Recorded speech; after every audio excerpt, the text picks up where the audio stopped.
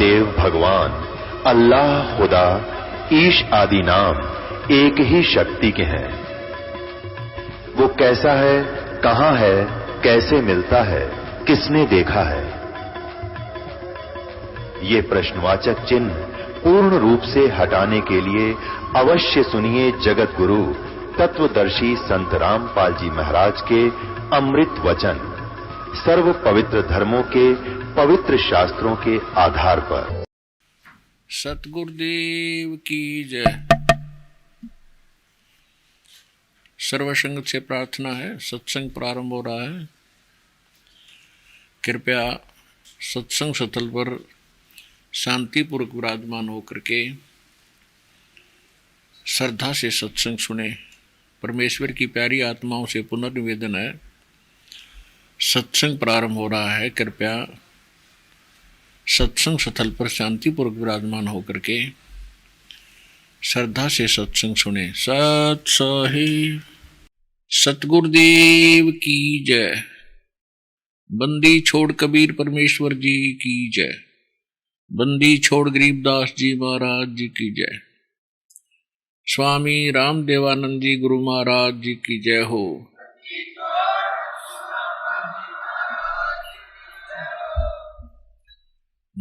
गरीब नमो नमो सतपुरुष को नमस्कार, गुरु की नहीं।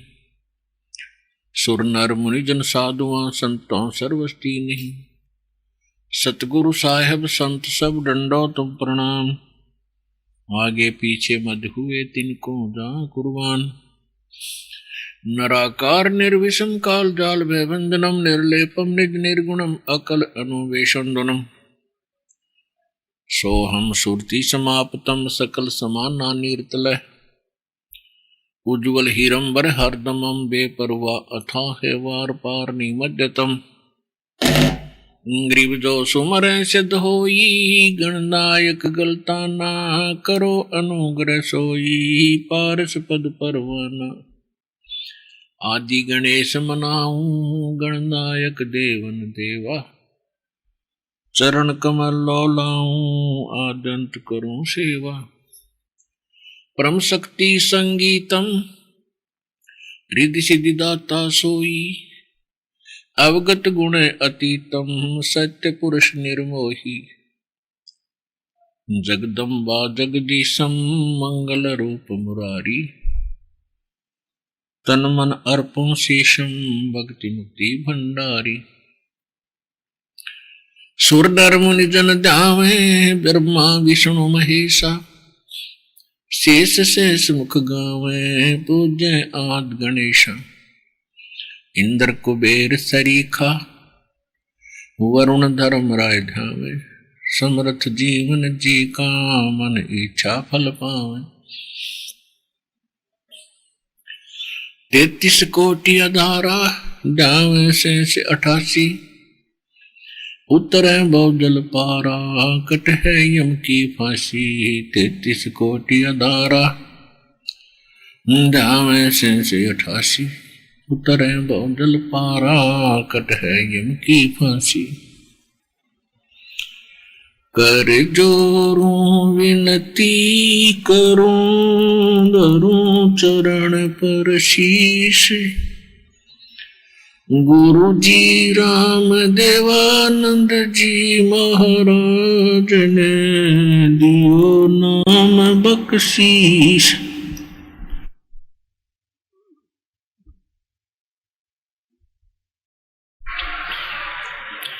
कोटि कोटि सिजदा करूं कोटि कोटि प्रणाम। चरण कमल में राखियो मैं बांधी जाम गुलाम।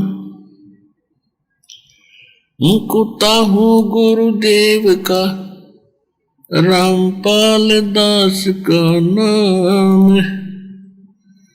गले प्रेम की जेवड़ी जाके चो जाऊं। तो करो तो बावड़ो दूर दूर करो तो जाऊं। जो राखो तो ही रहूं। जो देव सुख। परम पिता परमात्मा सारी सृष्टि के रचने वाले कबीर देव कबीर साहिब अल्लाहु अकबर की असीम रजा से आप सभी पुण्यात्माएं इस शुभ समागम में उपस्थित हुए। धन्य भाग है उन पुण्यात्माओं के जिनको परमात्मा की यथार्थ जानकारी सुनने को उपलब्ध हो रही है। वो किसी भी माध्यम से है, किसी पुस्तक के माध्यम से है, किसी टीवी चैनल के माध्यम से है, या किसी डीवीडी और मेमोरी कार्ड के माध्यम से आप तक पहुंच रहा है, या सत्संग आप सीधे सुन रहे हैं। इन सभी पुण्यात्माओं के विशेष पुण्य उदय हुए हैं, जिस कारण से आपको युगों उपरांत असंख्य जन्मों के बाद ये सच्ची कथा सुनने को प्राप्त हुई। यथार्थ भक्ति मंत्र आप तक पहुंच पाया। काल की सैकड़ों बाधाओं को तोड़कर परमात्मा ने आप तक अपना सच्चा ज्ञान पहुंचाया है। धन्य है आप और आपके माता पिता जिनसे आपका जन्म हुआ। प्रथम तो मनुष्य शरीर का मिलना बहुत ही दुर्लभ है। उसके पश्चात मनुष्य शरीर के अंदर परमात्मा की प्रेरणा होना, परमात्मा के पाने की तड़प बनना, ये और भी मुश्किल है। और तीसरे नंबर पर परमात्मा प्राप्त की तड़प बने प्राणी को सतगुरु मिलना, यथार्थ भक्ति का मिलना, ये बहुत ही दुर्लभ है और बहुत ही पुण्यकर्मी प्राणियों को सुलभ होता है। आप उन पुण्यकर्मी प्राणियों में से हैं जिनको मनुष्य जीवन भी प्राप्त है, परमात्मा पाने की तरफ भी विद्यमान है, और इसी तरफ में आपको यथार्थ भक्ति, यथार्थ भगवान और यथार्थ अध्यात्म ज्ञान प्राप्त हुआ। ये कोई डूम बाट के गीत नहीं है, ये परमात्मा का बताया मार्ग है। इसको हृदय से लगाकर और मर्यादा में रहते हुए इस सत्य भक्ति की साधना अंतिम श्वास तक करना, आप सफल होगे, आपका परिवार सफल होगा, सुख होगा। इस गंदे लोक में भी आपको बहुत सुविधाएं भगवान उपलब्ध कराएगा और फिर सतलोक लेकर जाएगा। सत्संग, इस कलयुग के अंदर सत्संग का मिलना बहुत मुश्किल है, और जो संत सत्संग करते हैं वो स्वयं भी भ्रमित हैं, क्योंकि उनके पास सत्संग नहीं है, और फिर उसके बाद उनके पास मोक्ष के वो मंत्र नहीं है जिनसे प्राणी का मोक्ष हो सकता है। तो आज वैसे तो सभी समागम अच्छे होते हैं जहाँ सत्संग हो। सत्संग का अर्थ होता है यथार्थ अध्यात्म ज्ञान का प्रचार। तब तक तो दोष था नहीं जब तक उनको ये ज्ञान नहीं प्राप्त था, क्योंकि काल ने सबकी मति बंद कर रखी है, सबकी बुद्धि पर पत्थर डाल दिए। परमात्मा आए हैं, उसके बाद हम प्राणियों की ये बुद्धि खुली है ये ज्ञान सुन के। तो जब तक इन संतों को ये ज्ञान नहीं था कि तुम गलत मार्ग दर्शन कर रहे हो, तो अब तो उनको तकरीबन सबको पता चल चुका है, क्योंकि बहुत वर्ष हो गए टीवी चैनल के माध्यम से, पुस्तकों के माध्यम से। कहते हैं जानबूझ साची तजय और करे झूठ तने, और वाह की संगत है प्रभु सोपन में भी नहीं दे। ऐसा नालायक आदमी जानबूझ के बकवाद गड़े, अनजाने में पता नहीं किन किन पर गलतियां हुई हैं, हम सभी भ्रमित थे। और ज्ञान होने के बाद जानबूझ कर मिसगाइड करता है परमात्मा के बच्चों को। कहते हैं उसके साथ तो स्वप्न में भी नहीं परमात्मा में कभी मिला है, ऐसे निकम्मे आदमी से। तो पुण्यात्माओं, सत्संग यदि मिल जाता है, सत्संग सभी अच्छे होते हैं और सत्संग के अंदर पुण्यात्मा ही आ सकती हैं, अन्य यहाँ नहीं पहुँच पाते क्योंकि उनके भी संस्कार इतने अच्छे बने नहीं हैं। फिर भी आज का जो प्रोग्राम सत्संग प्रारंभ हो रहा है, समागम, ये एक विशेष दिन है इस दास के लिए। परमेश्वर की वाणी माता है कि जा दिन सतगुरु भेंटिए, 100 दिन लेखे जान, और बाकी समय व्यर्थ गया बिना गुरु के नाम। जिस दिन आपको दीक्षा प्राप्त होती है, या सच्ची दीक्षा, नकली गुरुओं से भी कोई लाभ नहीं, तो उस दिन आपका अध्यात्म जन्म होता है। बाकी का समय आपका व्यर्थ गया। जैसे पशु पक्षी ही भी अपने बच्चों की परवरिश के लिए अपने घोंसले गुफा बनाने के में ही अपना सारा जीवन व्यर्थ कर देते हैं, ऐसे ही हम और आप कर रहे थे जब तक गुरु नहीं मिले थे। तो आज ये समागम जो प्रारंभ हुआ है, ये फाल्गुन की अमावस्या, इस दिन इस दास को वो परम संत, वो हमारे दाता गुरुदेव मिले थे, उनसे ये दीक्षा प्राप्त हुई थी और उनसे आशीर्वाद प्राप्त हुआ था। उस दिन अंग्रेजी हिसाब से 17 फरवरी 1988 था और अपने देसी हिसाब से अमावस्या भी थी, फाल्गुन उत्तर के मध्य की जो अमावस्या होती है। तो ये दिन दास का अध्यात्म जन्म दिन है। जैसे आप सुनते हैं कि परमात्मा हमारे लिए भटक रहे हैं, गोता मारूं स्वर्ग में, जा बैठूं पाताल, गरीब दास ढूंढता फिरूं मैं अपने हीरे मोती लाल। परमेश्वर कबीर देव जी ने अपनी प्यारी आत्मा गरीब दास जी को बताया,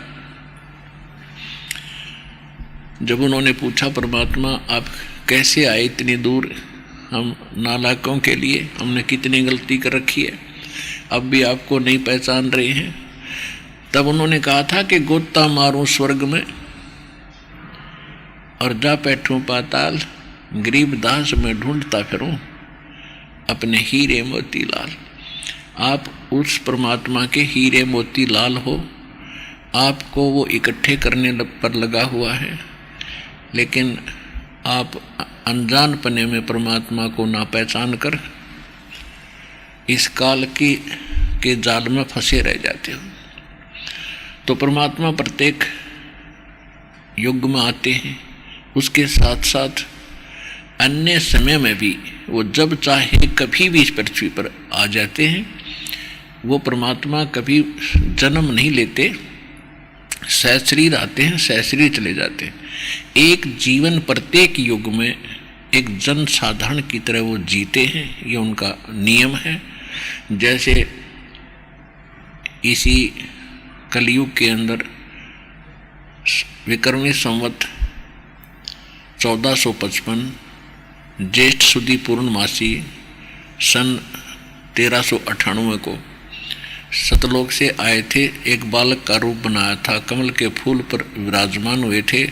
वहाँ से नीरू नीमा नाम के दुल्हा दंपत्ति निसंतान थे, वो घर ले गए थे। और उसके बाद वो परमात्मा धीरे धीरे बड़े हुए, अपनी लीला प्रचार अपने में बाहर छोटी मोटी झोंपड़ी डालकर एक गुरु रूप में रहा करते थे। क्योंकि यहाँ पर दो शक्तियाँ काम कर रही हैं। एक तो जो काल है, इसको शैतान भी कहते हैं, और दूसरा दयाल है, वो कबीर भगवान है, सत्य पुरुष है। हम सत्पुरुष के बच्चे हैं, सत्पुरुष की संतान हैं। चींटी से लेकर हाथी तक, रंग से लेकर राजा और देवताओं तक, और वो हमारे लिए भटक रहे हैं। हम इस झूठे सुख को सुख मानकर अपना जीवन इसी में व्यस्त किए हुए हैं। तो वो परमात्मा कहीं भी आकर के ऐसे रहा करते थे, ज्ञान सुनाते थे। तो यहाँ दो शक्तियाँ हैं। ये काल चाहता है कि इनको यथार्थ ज्ञान ना हो, भगवान की जानकारी इनको सौपन में भी ना हो। यदि इनको परमात्मा पाने की तड़प हो तो नकली दूत संत बिना गिनती के भेज रखे हैं, छोड़ रखे हैं गांव गांव में, नगर नगर में, डगर डगर में, वो सब भ्रमित करने पर लगा रखे हैं। वो अपना भी जीवन नाश कर जाते हैं और भोले श्रद्धालुओं को भगवान से दूर करने का पाप भी वो सिर पर रख ले जाते हैं। तो इस शैतान का तो काम ये है कि भक्ति से दूर रहें, यथार्थ मार्ग पर ना चलें। और परमात्मा की ये कोशिश रही है कि इस कलयुग के पीक टाइम तक, प्राइम टाइम ये जो चल रहा है पिछली पीढ़ी का, यहाँ तक इस भक्ति की आस्था, भक्तों के अंदर भगवान की आस्था बनाए रखूं, ताकि इनमें तड़फ बनी रहे और उस कलयुग के उस समय में ये मेरे पास आवे और इनका कल्याण हो सके। तो इसी प्रकार एक नगर के पास परमात्मा ऐसे ही एक साधु संत के रूप में रह रहे थे और उनके कई परिवार उनके शिष्य हुए। तो उस परिवार की एक लड़की कहीं विवाही दूसरे गांव में उसका विवाह हुआ। तो परमात्मा संत रूप में विराजमान रहते हैं। तो उन्होंने कभी कुछ दिनों के बाद उनके घर वालों से कहा कि बेटी का विवाह कहाँ हुआ है। उन्होंने बताया कि ऐसे ऐसे उस गांव के अंदर विवाह कर रखा आपकी पुत्री का। तो परमात्मा ने यानी संत रूप में उस संत ने कहा कि मैं कभी उधर जाऊंगा तो बेटी को मिल के आऊँगा। और उनके माता पिता ने भी कहा कि भगवान जरूर दर्शन दे के आना, कहीं भूल ना पड़ जाए बेटी के। इस उद्देश्य से वो संत उस लड़की के वहाँ ससुराल चले गए। तो उस लड़की ने जाकर के अपनी सास को भी काफ़ी पढ़ाया, उसको ये ज्ञान सुनाया। कुछ दिनों के बाद उस माई ने, उसकी सास ने भी दीक्षा ले ली उसके साथ कहीं पर आके मालिक से, उसी संत से। संत के शिष्य ज़्यादा होने से कई बार पहचान भी नहीं होती। तो जब वो संत जी वहाँ पहुँचे, कुशल मंगल पूछा, तो संत जी ने पूछा, गुरु जी ने पूछा, बेटी तेरी सास कितने दिन की है, तेरी सास कितने दिन की है। उसने कहा जी ये 6 महीने की है मेरी सास 6 महीने की है। अच्छा, और तेरा ससुर कि उसका तो वो तो है ही नहीं, उसका जन्म नहीं हुआ अभी तक। तो 2-4 कुशल मंगल की बातें सुन के फिर उसने कहा बेटा मैं फिर आऊँगा और इनको समझाऊंगा, ये भी परमात्मा के मार्ग पर लगेंगे, तेरे ससुर को भी समझाएंगे। तो वो चले गए संत जी। पीछे से उसका ससुर आया तो उसकी सास ने उसको कहा कि ये अच्छी निकम्मी बहू आई, ये तुम्हारी बेइज्जती करती है। ऐसे ऐसे गुरुजी आ रहे थे उसके सामने, कहती है मुझे तो कहती है ये 6 महीने की है। मुझे तो बता रही थी 6 महीने की, मैं 60 साल की और इसके सामने बैठी, और आपको कह रही थी उसका जन्म नहीं हुआ, तो मेरी झूठी भी है,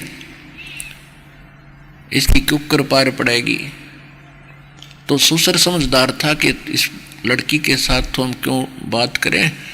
आप कह रहे हो महाराज जी फिर आओगे, महाराज जी से पूछेंगे जी आपकी लड़की को कुछ समझाओ, ये ऐसे ना बोला है। तो गुरुजी वापस आए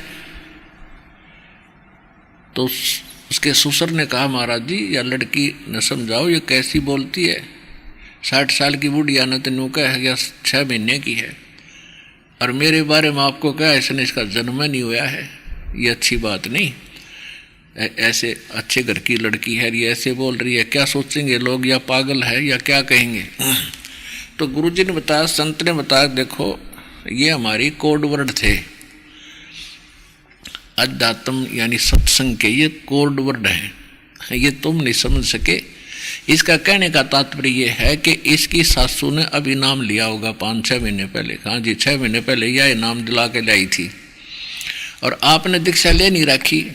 आखा मैंने तो नहीं ले रखी। तो ये इसलिए कह रही थी कि जिस दिन सतगुरु मिल गए वो मनुष्य का जीवन उस दिन तो शुरू होता है, और जब तक मनुष्य शरीर नहीं मिला है तो व्यर्थ है, वो जीवन जन्म में नहीं गिनता हमारे हिसाब से। तो कहने का भाव ये है पुण्यात्माओं, जा दिन सतगुरु भेंटिया 100 दिन लेखे जान, और बाकी समय व्यर्थ गया बिना गुरु के नाम। आज का जो समागम प्रारंभ हुआ है ये दास का जन्मदिन है। उससे पहले सन 1988 उससे पहले दास के 37 वर्ष पशु जैसे जीवन जीने में व्यर्थ हो गए थे, और उसके बाद जब ज्ञान हुआ, परमात्मा मिले, नाम मिला, तो ये वो शुभ दिन है। ये आने वाला जो अमावस्या है 1 यानी 2 मार्च की, जिस दिन परमात्मा का भोग पड़ेगा, तो ये समागम उस उपलक्ष्य में हो रहा है। तो पीछे लग गया जाऊं था मैं लोक वेद के साथ, रस्ते में सतगुरु मिल गए, दीपक दे दिया हाथ। लोक वेद किसे कहते हैं? लोक वेद होता है दंत कथा, सुना सुनाया ज्ञान, अक्षेत्रीय जो उस क्षेत्र में प्रसिद्ध हो, उसको कहते हैं अक्षेत्रीय ज्ञान लोक वेद, जो सत्य से दूर हो। तो उस लोक वेद के आधार से हमने श्री राम, श्री कृष्ण और हनुमान जी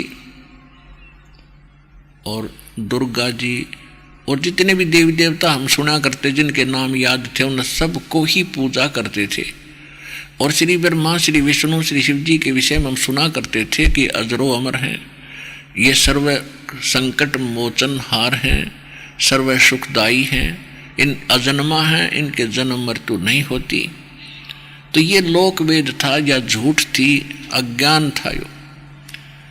अब इनके इतिहास में इनकी जीवनी से पता लगा, जिन पुस्तकों को हम हृदय से लगाए रखते थे और सत्य मानते थे, पवित्र पुराणों को, तो उन्हीं पुराणों में आज हम पढ़ रहे हैं कि ये खुद मानते हैं कि हमारा जन्म मृत्यु होता है, हम अविनाशी नहीं।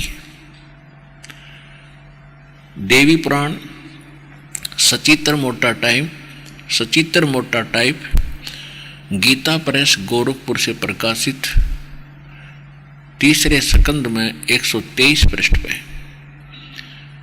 भगवान विष्णु खुद कह रहे हैं अपनी दुर्गा माता को कि तुम शुद्ध स्वरूपा हो और ये सारा संसार आप ही से उद्भासित हो रहा है। मैं, ब्रह्मा और शंकर, हम आपकी कृपा से ही विद्यमान हैं। हमारा तो जन्म और मृत्यु होता है, आविर्भाव माने जन्म और तिरोभाव माने मृत्यु होता है, हम नित्य नहीं है। तो इसे सिद्ध हो गया कि इनकी जन्म मृत्यु होती है, ये नाशवान है। और हम सुनते थे इनको कि ये अविनाशी है, अजरो अमर है, सर्वेश्वर है। तो ये था लोकवेद। तो इसी आधार से ये दास हनुमान जी की पूजा करता था। बचपन से ही ऐसे किसी भक्तों से, किसी व्यक्ति से सुना तो मंगलवार का व्रत प्रारंभ कर दिया, हनुमान चालीसा शुरू कर दिया। और भी जो भी हमें कोई भी मंत्र थे, हरे राम हरे कृष्ण सीताराम राधे श्याम, ये सारे मंत्र कराया करते। ओम नमः शिवाय, ये गायत्री मंत्र बना रखा था नकलियों ने। यजुर्वेद अध्याय नंबर 36 का मंत्र नंबर 3 है, भूर्भुवः स्वः तत्सवितुर्वरेण्यं भर्गो देवस्य धीमहि धियो यो न प्रचोदयात्। कंप्लीट है ये, इसमें ओम मंत्र नहीं है। इस मंत्र के साथ ओम लगाकर इसको निष्क्रिय करने वाली बात है, इसका कोई लाभ नहीं मिलेगा, क्योंकि इस मंत्र में ओम नाम नहीं है। ये महिमा है पूर्ण परमात्मा सत्य पुरुष की, और ओम नाम है ब्रह्म का, काल का। तो ओम नाम के प्रथम तो ओम नाम ही कंप्लीट नहीं है। और फिर इस ओम नाम को ला दिया हमने परमात्मा की महिमा के साथ। अब जैसे ओम तो समझ ले मुख्यमंत्री का नाम है और हम महिमा करें प्रधानमंत्री की, तो वहाँ ओम लगा हमने मुख्यमंत्री लगाकर उसकी महिमा गा रहे हैं, तो कितनी अकल अपने में। और क्या वो सोचेगा सामने वाला प्रधानमंत्री कि मुझे मुख्यमंत्री कहकर संबोधित कर रहा है, कैसा बेवकूफ़ आदमी है ये, निकालो इसको यहाँ से। तो ऐसे हम भ्रमित कर रखे थे। अब जैसे ये गायत्री मंत्र जो इन नकलियों ने हमें दे रखा था, और शायद हिंदुस्तान का हिंदू शायद ही कोई बचा हो जो इस मंत्र का जाप ना करता हो, चाहे और कोई पूजा वो करता था, इसको अवश्य करता था इसका जाप, जो थोड़ी सी आस्था भगवान की रखता है। तो पुण्यात्मा अब पता चलेगा कि हम लोक वेद के आधार से जो साधना कर रहे थे वो कैसी दी गई थी हमारे नकली गुरुओं द्वारा। पुण्यात्माओं, परमात्मा ने आपको शिक्षित इसलिए किया है कि आप इस अध्यात्म ट्रेनिंग को पूरा करो और अच्छी तरह समझो इसको। इतने दिन खो दिया हमने, भगवान भगवान करते फिरे, परमात्मा की हमने चाह बचपन से ही लगी है। कोई दुख होता तो भगवान के आगे रोते हैं, और जब हमें अब मौका मिला है तो इसको चूकना नहीं, तन मन धन से इसको सफल करने की चेष्टा करो। परमात्मा आपकी मदद करेगा, हरदम साथ रहेगा। जब मर्यादा में रहोगे आपके घर में भी सुख होगा, आपका परिवार भी सुखी होगा, आपको मोक्ष भी गारंटीड मिलेगा, गारंटीड। लिख लेना किताब। तो इसको समझना पड़ेगा अपने। पहले निरे गीत गान तो बात नहीं बने, भजले रे भगवान तेरे काम आओगा, भजले रे भगवान तेरे काम आओगे, ये तो अच्छी बात है, लेकिन वो भगवान कौन है, उसका भजन कैसे होता है, वो नाम कौन सा है, जब तक आप इससे संतुष्ट नहीं होगे तो आप भक्ति कर ही नहीं सकते। तो सबसे पहले आपको ज्ञान सुनना पड़ेगा। गीता अध्याय नंबर 4 के श्लोक नंबर 33 में यही कहा है कि इस द्रव्य में यज्ञ से ज्ञान यज्ञ श्रेष्ठ है। अर्जुन, द्रव्य में यज्ञ होती है, जैसे कई भंडारे कर दिए, कोई सत्संग करा दिया, कि धर्म यज्ञ कर दी, काम्बल बांट दिए, पशुओं को पक्षियों को चारा आहार डाल दिया, कि धर्मशाला प्याऊ बनवा दी, ये तो है द्रव्य यज्ञ। हवन कर दिया, जो द्रव्य से यानी पैसे से होने वाले धार्मिक अनुष्ठान, उसको द्रव्य यज्ञ कहते हैं। उसमें कहा कि ज्ञान यज्ञ श्रेष्ठ है। ज्ञान यज्ञ का अर्थ है पहले ज्ञान सुने, और ज्ञान सुनकर फिर जो गुरु बताओ संत बताओ उस ज्ञान के आधार से फिर तुम धार्मिक अनुष्ठान कर, तब सफलता मिलेगी। ऐसे आंख मीच के अंधाधुंध मनमाना आचरण करने से कोई लाभ नहीं होगा। श्रीमद् भगवद गीता अध्याय नंबर 16 के श्लोक नंबर 23 और 24 में कहा है कि शास्त्र विधि को त्याग कर। 23वें श्लोक में कहा कि शास्त्र विधि को त्याग कर जो मनमाना आचरण करते हैं पार्थ, उनको न तो कोई सुख होता है, न कोई सिद्धि प्राप्त होती है, और न ही उनकी कोई गति होती है। और इन 3 वस्तुओं के लिए ही हम भगवान की साधना करते हैं, और तीनों से होती नहीं। फिर 24वें श्लोक में 16वें अध्याय में कहा कि इससे तेरे लिए अर्जुन कर्तव्य और अकर्तव्य की व्यवस्था में सद्ग्रंथ ही प्रमाण है। किसी की लोक वेद पर आश्रित होकर अपना जीवन नाश ना करना। जो सद्ग्रंथ बताते हैं उन्हीं को आधार मानकर उनकी साधना और अपने ज्ञान को ग्रहण करना। तो इस सतलोक आश्रम बरवाला के अंदर केवल सद्ग्रंथ को आधार मानकर और ये शिक्षा और दीक्षा दी जाती है, और आपके रूबरू किया जाता है। हमारे सद्ग्रंथ ये बताते हैं, ये दास भी वही आपको बता रहा है। हमारे सद्ग्रंथों में साधना के ये मंत्र हैं, और इन मंत्रों को जिन जिन महापुरुषों ने जाप किया उनका प्रमाण बताता है कि इन महापुरुषों ने ये मंत्र जाप किए, और इनका मोक्ष आप भी मानते हो कि इनका मोक्ष हुआ, तो उनका मोक्ष इस साधना से हुआ जो दास बताता है। तो आपके पास से वो उपलब्ध कराई जा रही है। तो प्रश्न चल रहा है कि शास्त्र विधि को त्याग कर जो मनमाना आचरण हम करते रहे, वो कौन कौन से आचरण थे। आज कुछ प्रकाश डालेंगे गायत्री मंत्र क्या है, और ये कहाँ से नकलियों ने ग्रहण किया, इनको ये भी नहीं मालूम आज तक ये गायत्री मंत्र है कहाँ से। कोई कुछ कह रहा था, कोई कुछ कह रहा था कि ऋषियों की खोज है। खोज है तो यजुर्वेद अध्याय नंबर 36 का मंत्र नंबर 3 है। अब विशेष बात सोचने की ये है कि इस मंत्र को हम जाप भी करते थे तो इसका लाभ क्या था। इससे लाभ कितना होना था, जैसे भूर्भुवः स्वः तत् सवितु वरेण्यम भर्गो देवस्य धीमहि धियो यो न प्रचोदयात्। इसका अर्थ है कि परमात्मा सबसे पहले विद्यमान थे, उन्होंने सभी लोकों की रचना की, वो सबका सवितु यानी रचनहार है। उस परमात्मा की सच्चे दिल से और सच्ची श्रद्धा से और एक मत होकर आश्रित होकर उसकी भक्ति करनी चाहिए। अब ये है इसका अर्थ।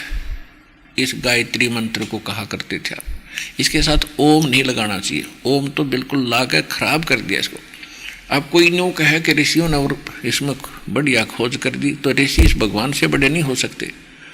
अब जैसे किसी मोटरसाइकिल कंपनी ने उसका पिस्टन बना कर दे रखा है और उसमें कोई अपनी चतुरता करता है, उसका एक नट वेल्ड और कर देता है कि अब ये बढ़िया हो गया।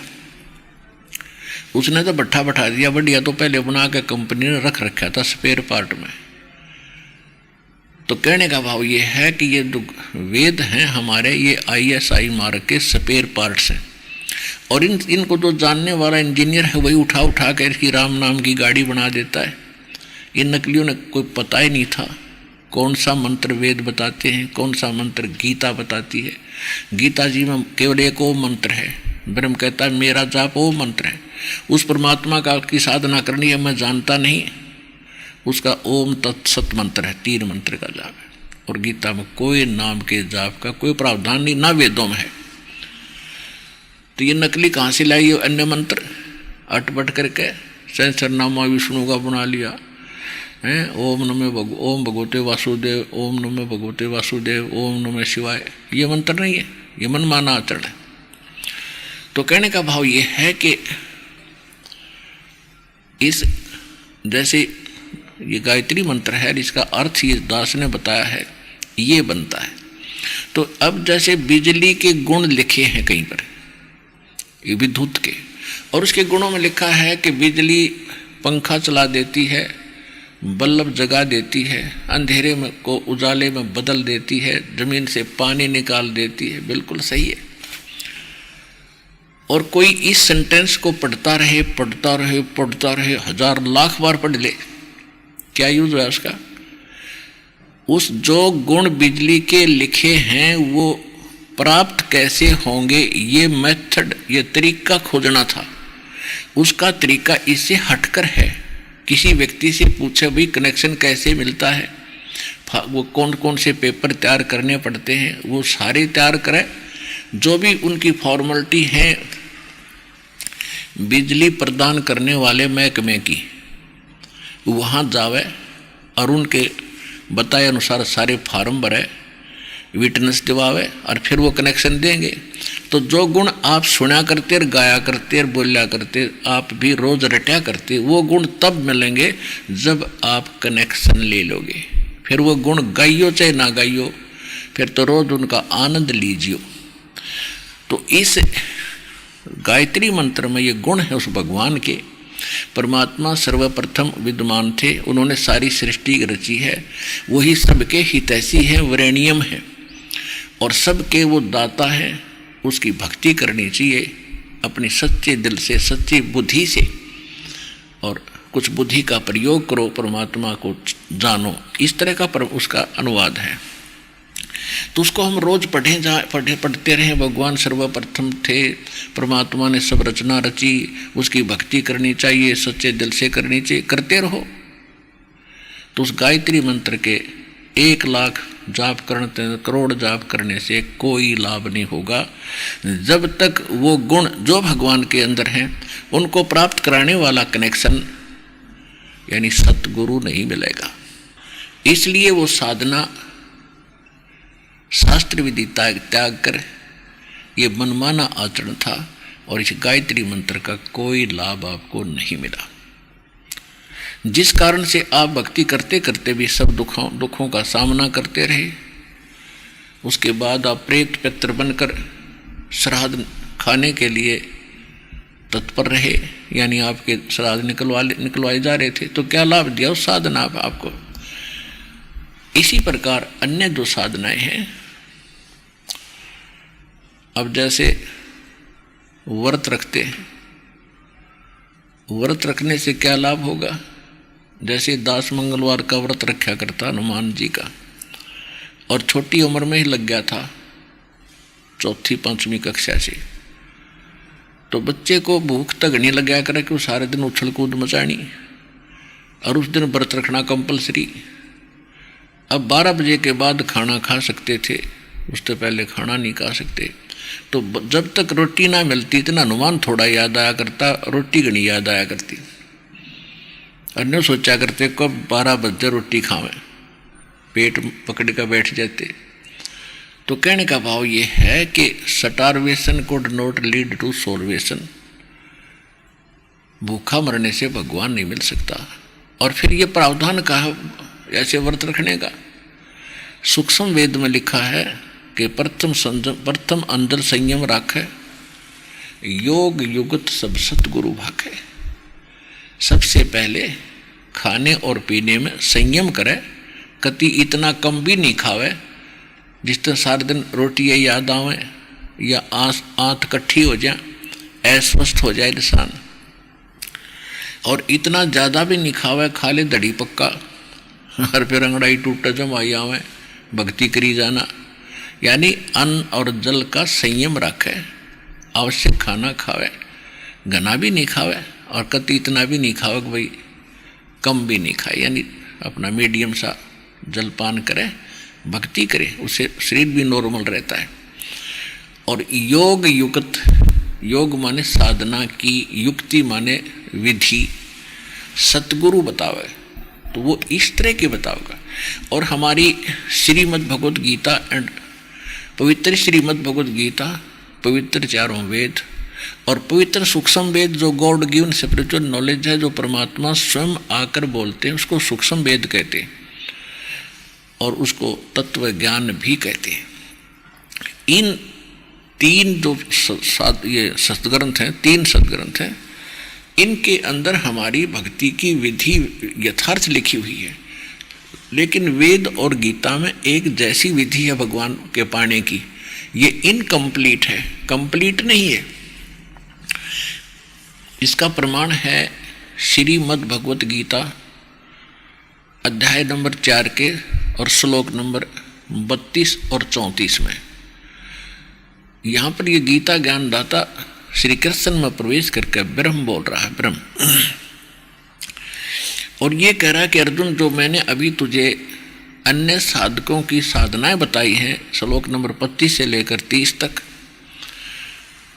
कोई कैसी, कोई देवताओं की पूजा करता है, कोई एक पैर के खड़ा होकर के तप करता है, और कोई प्राणायाम आदि करके सोचा भाई इससे मोक्ष हो गया, कोई घोर तप को तपता है, और कोई केवल स्वाध्याय करते हैं, कोई अहिंसावादी घोर व्रत रखते हैं, जैसे मुंह पर पट्टी बांध कर नंगे पैरों घूमते हैं, हम हिंसा नहीं करते, हम हिंसा नहीं करते, अहिंसा में विश्वास रखते। कहते ये साधना करने वाले साधक अपनी अपनी साधनाओं को ये पापनाशक जानते हैं। पापनाशक मीन मोक्षदायक, पापनाश होंगे तभी तो मोक्ष होगा, तो ये मोक्षदायक मानते हैं। लेकिन चौथे अध्याय के फिर 32वें श्लोक में कहा है कि उस सच्चिदानंद घन ब्रह्म ने अपने मुख कमल से जो ज्ञान बोला होता है, उनकी उस सच्चिदानंद घन ब्रह्म की वाणी कहलाती है। उस वाणी के अंदर यज्ञों यानी धार्मिक अनुष्ठानों की, साधनाओं की जानकारी विस्तार के साथ कही गई है। और उसमें लिखा है कि वो काम करते करते कर्म करते करते की जाती है, और उसके करने से फिर आप पूर्व सभी पापों से मुक्त हो जाओगे। और उस फिर चौथे अध्याय के 34वें श्लोक में कहा है कि वो जो तत्व ज्ञान है, मैं नहीं जानता, गीता ज्ञानदाता कहता है, उसके लिए तत्वदर्शी संतों की खोज करो, जो उस तत्व ज्ञान से परिचित हों, जो गॉड गिवन स्पिरिचुअल नॉलेज है। Complete God given, complete spiritual knowledge है, यानी पूर्ण परमात्मा द्वारा दिया गया संपूर्ण ज्ञान उसमें है। और वो तत्वदर्शी संत बताओगे, उनके पास जाकर विनम्र भाव से प्रणाम करके, दंडवत प्रणाम करके पूछना, तब वो आपको बताएंगे। तो इससे सिद्ध हो गया कि गीता के अंदर कंप्लीट स्पिरिचुअल नॉलेज नहीं है, लेकिन गलत नहीं है। गीता अध्याय नंबर 7 के श्लोक नंबर 29 में गीता ज्ञानदाता बता रहा है कि मैं जो ज्ञान दे रहा हूं तुझे कि तत्वदर्शी संत की खोज कर ले। और जिन्होंने मेरी इस बात को आश्रय कर लिया, मेरे ज्ञान का आश्रय कर लिया, जो मेरे इस ज्ञान के आश्रित होकर और तत्वदर्शी संत से संपर्क साध लेते हैं, वो व्यक्ति जो केवल जरा और मरण से छूटने का ही प्रयत्न कर रहे हैं। जरा माने बुढ़ापे का कष्ट और मरण माने मृत्यु, तो वो तत्ब्रह्म से और सारे आध्यात्म ज्ञान से और सारे इन कर्मों से परिचित हो चुके। जो केवल जरा और मरण, जरा माने वृद्ध अवस्था का कष्ट, बुढ़ापे का दुख और मरण माने मृत्यु, जो केवल जरा और मरण से मोक्ष पाने के लिए, छुटकारा पाने के लिए जो प्रयत्नशील हैं, वो मेरे इस ज्ञान को आश्रित कर चुके हैं और वो तत्ब्रह्म से परिचित हैं। तत्ब्रह्म और सारे अध्यात्म ज्ञान से और सारे कर्मों से वो परिचित हो चुके। तो कहने का भाव ये है कि वो फिर इस संसार की किसी अन्य वस्तु की इच्छा नहीं रखते, वो केवल वृद्ध अवस्था से यानी और पुनर्जन्म से छुटकारा पाना चाहते। तो कहने का भाव ये है कि इस जीव के लिए वृद्ध अवस्था सबसे बड़ा दुख है, सबसे बड़ा कहर है इसके लिए। और फिर मृत्यु उससे भी बूंदी, उससे भी बुरी। हम अपने बच्चों में कैसे सुख से रह रहे हैं, कितने प्यार है इनके अंदर, कितना संपत्ति में हमारा लगाव है, सारा जीवन उसी पर लगा देते हैं, जमीन खरीदने में, उसके ऊपर कोठी बंगले बनाने में, और फिर मर जाते हैं 1 सेकंड में। तो ये कोई जीवन है? तो ये छुटकारा होगा वहाँ सतलोक में जाने से, जहाँ आप रहा करते थे। और वहाँ जाने के बाद फिर आप वापस मृत्यु में नहीं आओगे, वहाँ वृद्ध अवस्था नहीं है। ऐसी सृष्टि है, ऐसे ही आपका परिवार बनेगा और वो परिवार सदा के लिए आपके साथ रहेगा। वहाँ किसी चीज़ का अभाव नहीं है, कोई मृत्यु नहीं है, कोई राग द्वेष नहीं है। इतना वहाँ का वातावरण इतना अच्छा है। तो हम उसको छोड़कर यहाँ गलती से आप फंसे और हम इतने दलदल में धस गए। हमने वो शुद्ध भी ना रही कि इससे हटकर भी कोई स्थान है, इससे हटकर भी कोई भगवान है। अभी तक हमारे धर्मगुरु स्वर्ग तक की रामायण सुनाया करते थे। अभी तक ये हमारे को स्वर्ग तक की ही कथा सुनाया करते थे। और मृत्यु फिर भी डेफिनेट है, अपने कर्म भोग कर फिर आना ही पड़ता है। तो ये जो पढ़ाई इनकम्प्लीट थी, ये धात्म मार्ग इनकम्प्लीट था, अधूरा था। अब संपूर्ण spiritual knowledge, complete spiritual knowledge परमात्मा का दिया हुआ इस दास के पास उपलब्ध है। विश्व में किसी के पास नहीं है। ये आज समझ में आ जाए आपके, चाहे 10 दिन के बाद आ जाना, ये विश्व में ज्ञान किसी के पास नहीं है। और ना भक्ति है और ना ये मंत्र है।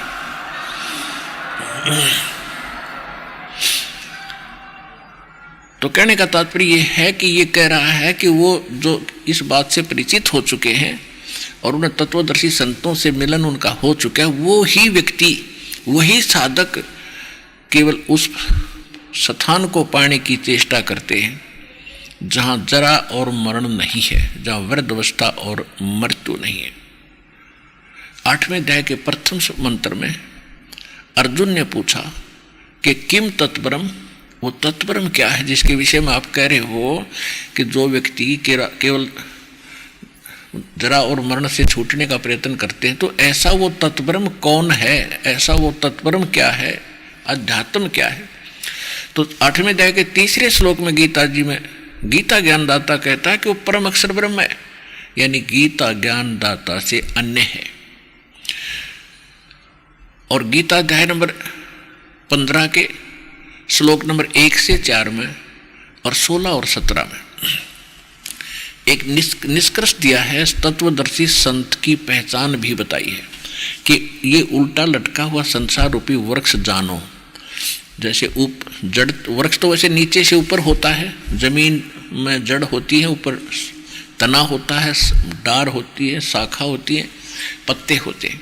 तो इसको ये समझ लो कि ये उल्टा लटका हुआ है। ऊपर को जड़ है, वो तो पूर्ण परमात्मा है, क्योंकि जड़ ही पूरे वृक्ष को आहार देती है, पालन करती है। तो वो परमात्मा जो पालन करता है वो तो सतलोक और सचखंड ऊपर रहता है, और नीचे की इसके तना ये तो अक्षर पुरुष है। गीता ज्ञानदाता नहीं बताया, गीता ज्ञानदाता ने तो इतना कहा है कि ऊपर को जड़ और नीचे को तीनों गुण रूपी शाखा वाला ये उल्टा लटका हुआ संसार रूपी पीपल का वृक्ष जानो। और जो संत इसके सारे विभाग जानता है, स वेदविद, वो तत्वदर्शी संत है, वो वेद के तात्पर्य को जानता है, उससे बात कर। तो जैसे परमात्मा की लीला में लिखा है कि वो स्वयं आकर के यथार्थ ज्ञान अपनी अच्छी आत्माओं को देते हैं, सतलोक से चलकर आते हैं, तो 600 वर्ष पहले परमात्मा ने वो भूमिका की थी। इस तत्व ज्ञान को 600 वर्ष पहले बोला था, जिसे सच्चिदानंद घनब्रह्म की वाणी 4थे अध्याय के 32वें श्लोक में गीता जी में कहा है। तो उसमें क्या लिखा है कि अक्षर पुरुष एक पेड़ है और सरपुरुष वा की डार और तीनों देवा शाखा है ये पात्र रूप संसार। 600 वर्ष पहले सूक्ष्म वेद के अंदर ये कंप्लीट गीता ज्ञान निष्कर्ष दे रखा था 15वें अध्याय का एक श्लोक में। अक्षर पुरुष एक पेड़ है, सरपुरुष वा की डार और तीनों देवा शाखा है ये पात्र रूप संसार। अब अक्षर पुरुष कौन है? तो ये बता है कि जो तत्वदर्शी संत वो होगा, इस वृक्ष संसार रूपी वृक्ष के सब विभाग बता देगा। अब जड़ तो है पूर्ण परमात्मा, परम अक्षर ब्रह्म, जिसमें गीता अध्याय नंबर 8 के श्लोक नंबर 3 में गीता ज्ञानदाता जिसके विषय में संकेत करता है वो तो है परम अक्षर ब्रह्म। और गीता अध्याय नंबर 15 के श्लोक नंबर 16 और 17 में 3 पुरुष बताए, एक सरपुरुष एक अक्षर पुरुष। सरपुरुष ये ब्रह्म है जो गीता ज्ञान बोल रहा है श्री कृष्ण में प्रवेश करके, ये केवल 21 ब्रह्मांड का स्वामी है, 21 ब्रह्मांड। और दूसरा अक्षर पुरुष है, वो 7 संख ब्रह्मांड का स्वामी है, मालिक है, प्रभु है, स्वामी है। और इसमें गीता अध्याय नंबर 15 के श्लोक नंबर 16 में लिखा है कि यहाँ 2 पुरुष हैं, सरपुरुष और अक्षर पुरुष, और इनके अंतर्गत जितने प्राणी इनके लोकों में, और ये स्वयं ये सारे के सारे नाशवान हैं, लेकिन जीव आत्मा किसी की नहीं मरती। फिर 15वें अध्याय के 17वें श्लोक में कहा कि उत्तम पुरुष है तू अन्य परमात्मा इति उदाहरते। वो पुरुषोत्तम उत्तम पुरुष श्रेष्ठ भगवान तो इन दोनों से सरपुरुष और अक्षर पुरुष है, कोई और है, और उसको परमात्मा कहा जाता है। और ये लोग तरम अविश्य विवृत्ति जो तीनों लोकों में प्रवेश करके सबका धारण पोषण करता है, वो अवैश्वर है, वो है वास्तव में अविनाशी भगवान।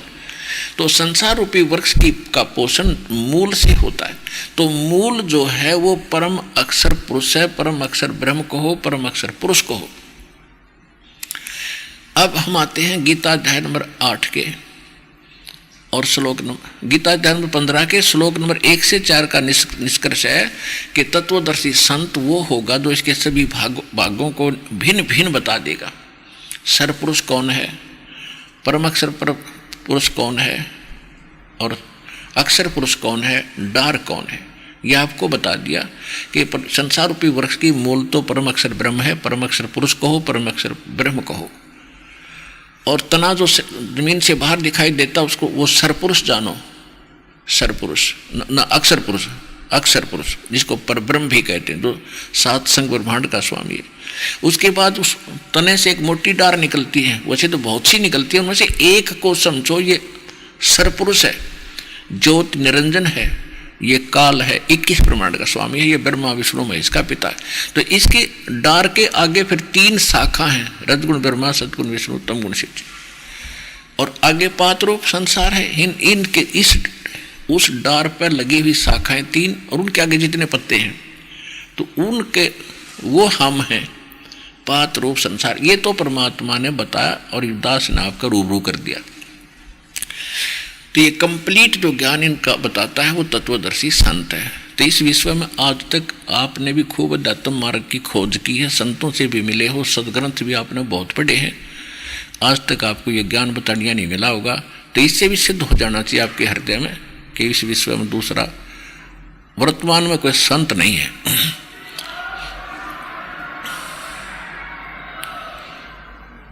जो तत्वदर्शी संत हो। अब प्रश्न आता है गीता अध्याय नंबर 8 के श्लोक नंबर 3 में वो परम अक्षर ब्रह्म बताया है कि जिसको जानने के बाद प्राणी जो संतों के पास पहुंचेगा, तत्वदर्शी संतों के पास जाएगा, वो उसको यथार्थ ज्ञान देंगे, उसके बाद वो केवल भक्ति करेगा मोक्ष के लिए ही। वृद्धावस्था उसने दिखेगी, खड़ी दिखाई देगी, पैर टूटेगा, बुढ़ापे में सारा कुछ का संकट जीव पर आ जाता है। और चलो अब तो थोड़ा बहुत मालिक के नाम से हल्का भी होगा भक्ति करेंगे तो, और फिर सदा का झंझट छूटे, मौत मिटेगी, वृद्धावस्था नहीं होगी, तो इससे बड़ा सुख जीवन में जीव को होगा क्या? और मनुष्य जीवन सदा रहेगा। तो वो स्थान और उस वस्तु को पाने के लिए एकमात्र स्थान सतलोक आसन बरवाला जिला हिसार हरियाणा में है, और इस दास के पास उपलब्ध है, विश्व में नहीं है। अब बार बार इसलिए कहना पड़ता, जैसे बच्चा, आप पहली क्लास के बच्चे हो, अपने ज्ञान सुना नहीं था, और लोक वेद सुन के आप पत्थर हुए पड़े हो, प्रथम बार तो समझ में नहीं आता है रामपाल कह रहा है, अटपट कर रहा है, फिर मैं विष्णु में इसको नासवान दिखा बता रहा है, और जब प्रमाण दिखाता है दास दांता तो उंगली दबाते रह जाते हो आप, तेरा गजब हुई हो, ज्ञान तो ये था, उन्हें फोड़ दिए भाग हमारे नालायका नाज तक सारे उल्टी पढ़ाई पढ़ा दी। तो आज आप जैसे बच्चे को 1 वर्ष तक पहली कक्षा में यही पढ़ाया जाता है, आ का आम, ई की इमली, फिर बोलो, जब जाके 1 वर्ष के बाद उसकी बुद्धि कैच करने लगा है आ का आम हिसाब से, फिर वो दूसरी कक्षा में अक्षर जोड़ने लगे। तो इसलिए बार बार आपको बताया जा रहा है, और इस बात से बुद्धिमान हो, आप भी परिचित हो कि सत्य यही है, क्योंकि यहाँ आने वाला व्यक्ति ऐसे वैसे नहीं आता, दूध और पानी छान कर और पूरा ज्ञान समझकर सब प्रमाण मिलाकर तब यहाँ पहुँचता है। नहीं तो हम भ्रमित कर ही रखे हैं, पहले प्रथम बार तो सुनने को दिल नहीं करता इस सच्चे ज्ञान को, ऐसा हो जाता जैसे कुनीन खा लियो, फिर रोग कटेगा, कुनीन न खानते या खानी पड़ेगी आपने, राज्य होकर खा लो चाहे दुखी होकर खा लो, इसको एक बार खाना शुरू कर दो फिर कितनी मीठी होगी देखना।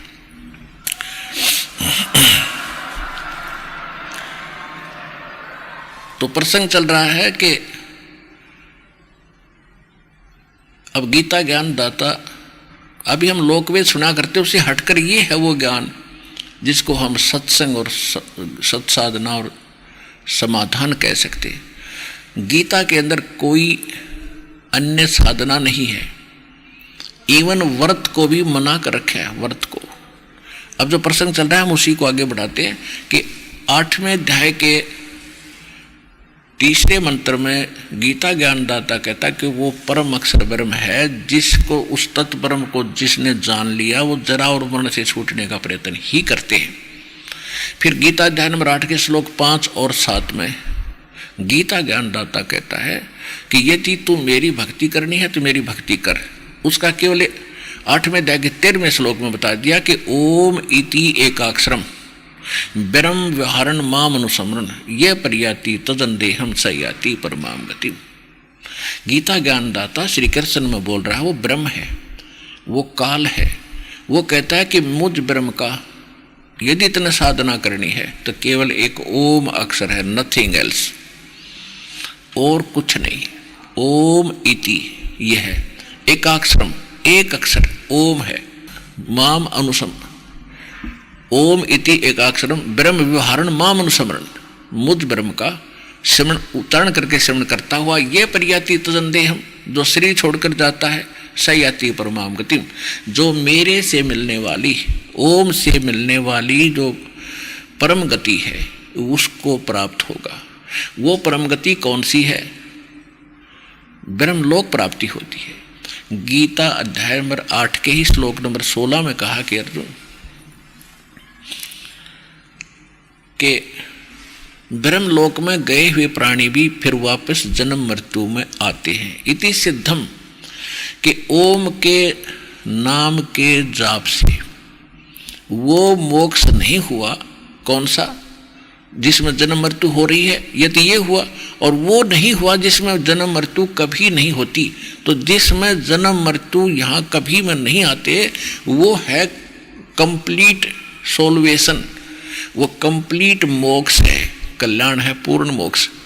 गीता अध्याय नंबर 15 के श्लोक नंबर 4 में कहा कि तत्वदर्शी संत की प्राप्ति के पश्चात परमेश्वर के उस परम पद की खोज करनी चाहिए, जहां जाने के बाद साधक फिर लौटकर कभी संसार में नहीं आते।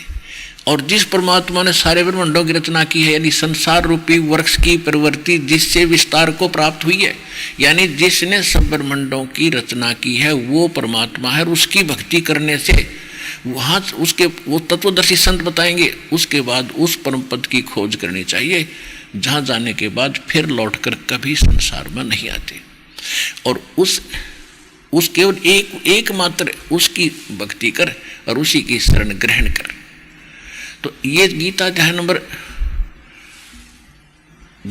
नंबर 8 के श्लोक नंबर 5 और 7 में और 13 में ये कहता है कि मेरा ओम मंत्र है और तो मेरा जाप कर, निसंदेह तो युद्ध भी कर और मुझे प्राप्त होगा। अब यहाँ दो बातें चल रही हैं कि एक तो जैसे हम हठ योग करते थे, बताते रहे, ये जैसे 2.5 घंटे सुबह बैठो, 2.5 घंटे शाम बैठो, ये हठ योग है, ये किसी सदग्रंथ में नहीं है। तो साधना पहले तो मंत्र गलत, फिर उसके जाप करने की जो हठ योग वो विधि गलत। तो इस करके ये सब भक्ति करते करते भी अपना जीवन व्यर्थ करते रहे। तो इसमें क्या कहा, तो युद्ध भी कर और ओम नाम का जाप भी कर। ऐसा ही है सूक्ष्म वेद में कहा कि नाम उठत नाम बैठत नाम सोवत जागवे, नाम खाते नाम पीते नाम से ती लागवे। यानी कोई हठ योग नहीं, विशेष समय निर्धारित करने की आवश्यकता नहीं। इसमें तो इतना समय आपको मिलेगा नहीं, आप तो चलते फिरते कोई काम में जब भी कार्य से फुर्सत मिले मालिक का जाप शुरू कर दे, यानी इस तरफ में लगे रहा टाइम, संसारिक काम से फुर्सत मिले और बकवाद सोचने की बजाय अपना मंत्र करे या अपना नित्यनेम कर ले, रमेणी कर ले, आरती का समय निकाल ले। ये है रियल वे ऑफ वर्शिप। और जिसको हमारे शब्द ग्रंथ भी सेकंड कर रहे हैं, प्रमाणित कर रहे हैं, आपके सामने बता रहा था। तो इसमें लिखा कि तू युद्ध भी कर और मेरा सिमरण भी कर, बिल्कुल सही है। और तीसरे अध्याय के 7-8 मंत्र में भी स्पष्ट करता है ये कि अर्जुन एक स्थान पर बैठकर जो कोशिश करते हैं तो मन इनका काबू नहीं होता, लोग दिखावा करते हैं, औरों को न दिखाकर मैं बड़ा साधक बना बैठा है, तो ये तो दम्भी है, ढोंगी, पाखंड कर रहे हैं। अगर तू ऐसे बैठा रहेगा, भक्ति ऐसे साधना करेगा, तेरा निर्वाह कैसे चलेगा, तेरा गुजारा कैसे होगा। इसलिए कहा तू काम भी कर, कर्म योगी बन, काम करते करते भक्ति करो। और यही 8वें अध्याय के 7 मंत्र में स्पष्ट कहता है कि मेरी भक्ति कर और युद्ध भी कर और मुझे प्राप्त होगा। युद्ध से कठिन काम कोई नहीं होता, और उसमें भगवान याद करना। तो आप तो बहुत सिंपल काम करें फिर भी याद रखो। और यही सूक्ष्म वेद कहता है, और यही वेद बताते हैं। 15वें यजुर्वेद के 40वें अध्याय के 15वें श्लोक में कहा है कि वायु अनिलम अथिदम भस्मांतम शरीरम।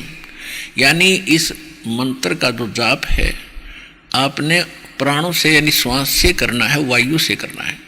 और इसको अंतिम जब तेरा शरीर छूटे तब तक, भस्मांतम शरीरम, शरीर का नाश हो तब तक, ओम कर्तु समर किलबे समर कर्तुम समर, ओम नाम का जाप काम करते करते सिमरण करो, विशेष कसक के साथ सिमरण करो और मनुष्य जीवन का मूल कार्य जानकर इस ओम का सिमरण करो। और 40वें अध्याय के 17वें श्लोक में जो अंतिम है यजुर्वेद का अंतिम अध्याय का अंतिम मंत्र है ये, यानी पूरे लास्ट होता है इसमें यजुर्वेद का। इसमें लिखा है कि वो पूर्ण परमात्मा तो प्रोक्ष है, वो तो गुप्त है, और मैं ब्रह्म हूं, मैं ब्रह्म लोक में रहता हूं, मेरा ओम नाम है। यानी इससे हटकर कोई और परमात्मा है वेद ज्ञान दाता से, जैसे गीता ज्ञान दाता बता रहा है, वही वेद ज्ञान दाता भी वही है और गीता ज्ञान दाता भी वही है।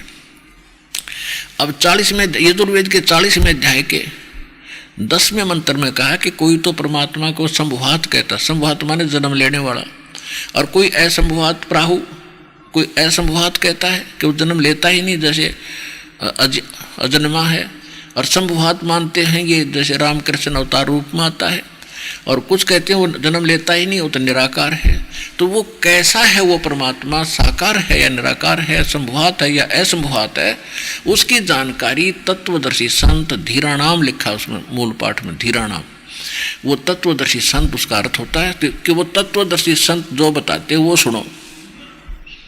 तो इसे सिद्ध हो क्या कि वेद और गीता एक ज्ञान है। वेद पूरे वेदों में ओम नाम है, बस एक नाम है जाप करने का पूरी गीता में। तो इसे हटकर ये संकेत भी करते हैं कोई तत्वदर्शी संत है वो बताएगा, और वो ज्ञान वो बताएगा जो भगवान ने बोला हुआ होता है, वो परमात्मा के मुख कमल से बोला गया है। तो वो तत्व ज्ञान इस दास के पास उपलब्ध है जो भगवान का बोला हुआ है। और फिर उसके साथ साथ वो मंत्र जो परमात्मा ने सूक्ष्म वेद के अंदर कंप्लीट कोर्स दो दे रखा है, वो ही दास आपको बता रहा है। और वो प्रमाण सूक्ष्म वेद के अंदर विद्यमान है। और ये कबीर सागर को पढ़ने वाले, कबीर बीजक को पढ़ने वाले कबीर पंथी और गरीबदास साहिब जी के ग्रंथ को पढ़ने वाले गरीबदासी, ये कख भी नहीं समझ सके भगवान का वास्तविक। और उनमें लिखा हुआ है मंत्र कौन सा है। मेरे पूज्य गुरुदेव जी के पास था कंप्लीट कोर्स, और इस दास को दिया। कहते बेटा ये ऐसे देने का नहीं था, तेरे अतिरिक्त मैंने किसी को नहीं दिया, और भगवान का आदेश नहीं था। ये आज्ञा मालिक का जैसा आदेश होगा तो फिर करिए उसका। तो इस कारण से ये कंप्लीट तो साधना है, ये इस समय में ही बतानी थी। परमात्मा ने कहा कि धर्मदास मेरी लाख तो भाई, अरे ये मूल ज्ञान की तो बाहर ना जाए। मूल ज्ञान बाहर जो पढ़ी ये बिचली पीढ़ी हंस नहीं तरही। मूल ज्ञान को तब तक छुपाई जब तक ये 12 पंथ मिट जाए। अब ये पंथ नहीं रहेंगे, थोड़े से दिन में देख लेना, समय तो थोड़ा लगेगा, लेकिन क्योंकि सबको भगवान की चाह है। अब जो भोली आत्मा उन नकलियों के पास बैठे हैं, वो आपके भाई हैं, बहन हैं। कई तो भक्त कह रहा है कि मैं अकेला निकल के आया हूँ, पूरा परिवार रिश्तेदारियों तक राधा स्वामी धन धन सतगुरु वालों के पास है, कहे तभी ना मानते, उल्टे लड़ाई करते। तो एक दिन ऐसा आएगा उनको भी एहसास होगा अपनी उस गलत साधना का, तो वो भी आएंगे। तो ये सभी पंथ अब अंतिम सांस गिन रहे हैं, यानी ज्ञान में संख्या से कितनी हो, जैसे कोई भारा बड़ा वृक्ष हो और उसकी वो जड़ों से भी उसकी मिट्टी निकाल दी जा तो काफ़ी दिन तक फिर भी वो हरा भरा दिखाई देता, लेकिन उसका अंत निकट ही है, ज़्यादा समय नहीं। तो इन सब की जड़ दिखा दी दास ने, इन सभी पंथों की। अब ये सूखना शुरू हो जाएंगे थोड़े दिन में। अब जो प्रसंग चल रहा है उसी पर आते हैं। तो कहने का भाव ये है कि ये जो ज्ञान दिया जा रहा है कि परमात्मा की भक्ति काम करते करते, श्रवण करते करते करो। अब यहाँ पर गीता के अंदर एक दो तरह का ज्ञान है। जैसे छठे अध्याय के 10 से लेकर 15 तक इसने जो ज्ञान दिया है, उसमें ये कहा गीता ज्ञानदाता ने कि एक आसन बिछाओ, कुछ यानी नीचे घास फूस बिछाओ, उसके ऊपर मृगशाला बिछाओ, उसके ऊपर फिर एकाग्र बैठो, एकाग्र चित्त करके, और नाक पर ध्यान लगाओ। तो ये जो मार्ग बताया है, या भ्रमित ना हो पाठक, क्योंकि गीता तो आपने खूब पढ़ी है, कभी आपके मन में यह भी आओगे कि यहाँ क्यों ऐसा कहा। और वहाँ तीसरे अध्याय के 8वें और 9वें में वो स्पष्ट कह रहा है कि तुम ऐसे चौथे 5वें 1 से लेकर 8 तक का ये सारांश है गीता अध्याय नंबर 3 का, कि अगर कोई ऊपर से इंद्रियों को रोककर दिखावा करता है तो ढोंगी है, और तू ऐसे बैठा रहता है निर्वाह कैसे होगा। काम भी कर, युद्ध भी कर, भक्ति और साधना भी कर। और ये दुर्वेद में बता दिया काम कर, ओम कर तू समर किलवे समर कर तुम समर, मंत्र यही है। और फिर सूक्ष्म वेद कहता है, कहते नाम उठत नाम बैठत नाम सोत जागवे, नाम खाते नाम पीते नाम सेती लागवे। तो ये सभी सदगण प्रमाणित कर रहे हैं कि काम करते करते भक्ति करनी है। और जो इसने छठे अध्याय के 10 से लेकर 15 में जो अपना अड़ंगा अड़ाया है, ये कहता है ये मेरा मत है, जो वेद ज्ञान है ये गॉड गिवन है। वेद ज्ञान दिया था इस ब्रह्म के हृदय में, भगवान ने ऊपर से भेजा था, अपने ज्ञान को फैक्स किया था। इसने उसमें से कुछ ज्ञान निकाल दिया जो डायरेक्ट परमात्मा से संबंधित था। इसने मिसगाइड करने के लिए भगवान से डर से कि ये भक्ति के लिए रुक नहीं सकते, इसलिए इनको यो इनकम्प्लीट वेद दे दिए। तो जितना भी इनकम्प्लीट है वो भी गॉड गिवन है, जो काट दिया इसने वो अलग बात है। उसकी पूर्ति के लिए परमात्मा को स्वयं आना पड़ता है, और वो रह कराते हैं। ये वेद में भी लिखा है कि वो अपना ज्ञान आकर बताते हैं। दूसरा कारण ये भी होता, समय आने पर ज्ञान का अभाव होता ही चला जाता है, फिर परमात्मा उसको पुनर्स्थापित करने के लिए भी आते हैं।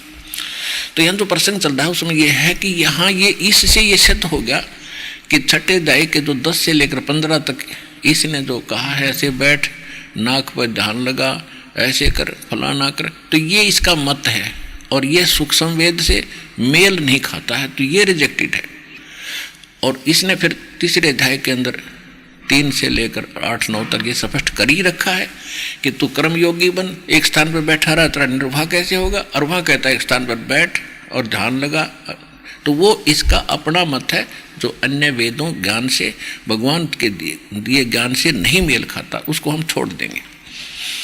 तो गीता को भी समझना पड़ेगा अपने, इसलिए दास रह कर आपको समझा रहा है कि फिर से आप स्लिप ना कर जाओ। और इतनी गहरी खाई खोद रखी काल ने, एक बार पैर रपट गया, थलस गया, तो फिर दोबारा नहीं आता होगे। मुश्किल से निकाल कर लाए आपको परमात्मा, ज्ञान दे देकर, प्रमाण दे देकर, प्रेरणा करके, कोई भाई बहन के माध्यम से, कोई टीवी के माध्यम से, मुश्किल से आपको खाई से बाहर निकाला। और दृढ़ होकर चलना, इस पर सावधान होकर रहना। तो ये स्पष्ट हुआ कि ओम नाम का जाप है गीता वेदों में।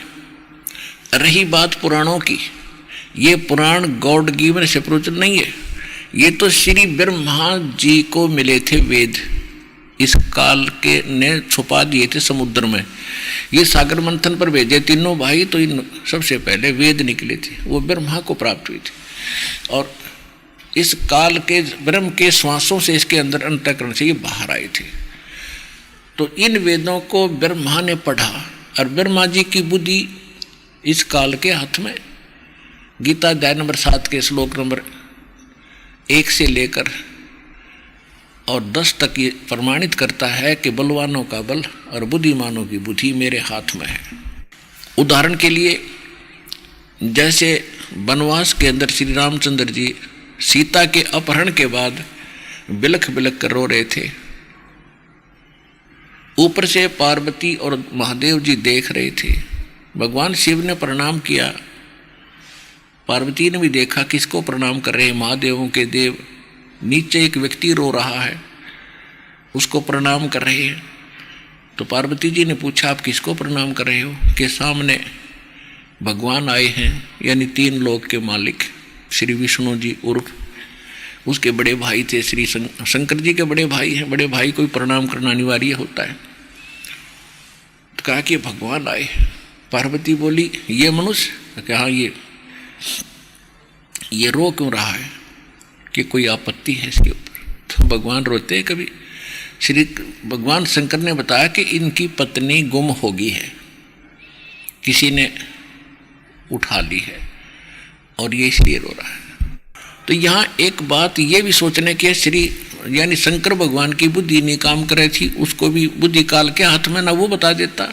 अगर उनकी बुद्धि काम करती तो वो बता देते कि श्री रावण ने इसकी पत्नी उठा ली है। तो पार्वती के मन में ये आया कि ये आदमी रो है और इसको भगवान कह रहे हैं, शंकर भगवान, तो मैं इसकी परीक्षा लूंगी तब मानूंगी वो भगवान है। शंकर भगवान ने पूछा कि कैसे परीक्षा लोगी, कि मैं सीता रूप धारण करके जाऊंगी, अगर मुझे पहचान लेगा मैं पार्वती हूं तो ये भगवान है, और नहीं पहचानेगा तो कहेगा भगवान। तो शंकर भगवान ने कहा कि तू ऐसी गलती ना करना, आप अगर ऐसी गलती करोगी तो मेरे काम की नहीं रहोगी, क्योंकि आप एक मेरे बड़े भाई की पत्नी का रूप बनाओगे, और बड़े भाई की पत्नी माँ के तुल्य मानी जाती है। पार्वती ने तब तो कह दिया कि ठीक है मैं नई परीक्षा लूंगी, शिवजी इधर उधर गए, पीछे तो सीता रूप धारण किया, श्री राम के सामने खड़ी होगी। अब श्री राम को अपनी पत्नी का तो पता नहीं, उठा कौन ले गया। डकरा रहे हैं, पशु पक्षियों से पूछ रहे हैं, आपने सीता देखी, सीता देखी, सीता देखी। और वहां पहचान लिया उसको कि आप तो दक्ष पुत्री माया है, भगवान शिव को कहाँ छोड़े, अकेले कैसे आए। तो बड़ी शर्मिंदा हुई और उसके चरण छुए कि सचमुच आप भगवान हो, भगवान शिव आपको ठीक ही कह रहे थे। अब वहाँ काल ने उसकी बुद्धि खोल दी, ऑन कर दी, स्विच ऑन कर दिया राम की बुद्धि को। उसने वह तो पहचान ली पार्वती थे, और अपनी सीता का पता नहीं उन्हें ठा कौन ले गया। तो ये काल के अधीन थे सारे। तो कहने का भाव ये है कि ये काल कहता है कि सबकी बुद्धि मेरे हाथ में, बुद्धिमानों की बुद्धि और बलवानों का बल। जैसे महाभारत के युद्ध में अर्जुन योद्धा पाक रहा था, प्रसिद्ध हो गया, भाई साथ धनुषधारी नहीं देखा, एक तीर तो सैकड़ों का संहार कर देता था। और वही अर्जुन जब श्री कृष्ण जी के पैर में तीर लग गया, सारे कौरव जितने वो थे यादव आपस में लड़के मर चुके थे। और तब उनसे कहा था श्री कृष्ण जी ने अर्जुन से, पांडवों से कि सभी औरतों को तुम वहाँ ले जाओ, यहाँ की जितनी भी औरतें हैं, यहाँ आसपास के लोग इनको परेशान करेंगे। तो अर्जुन उनको सभी लेकर जा रहा था, द्वारका की स्त्रियों को, सुंदर हार पहनी हुई थी।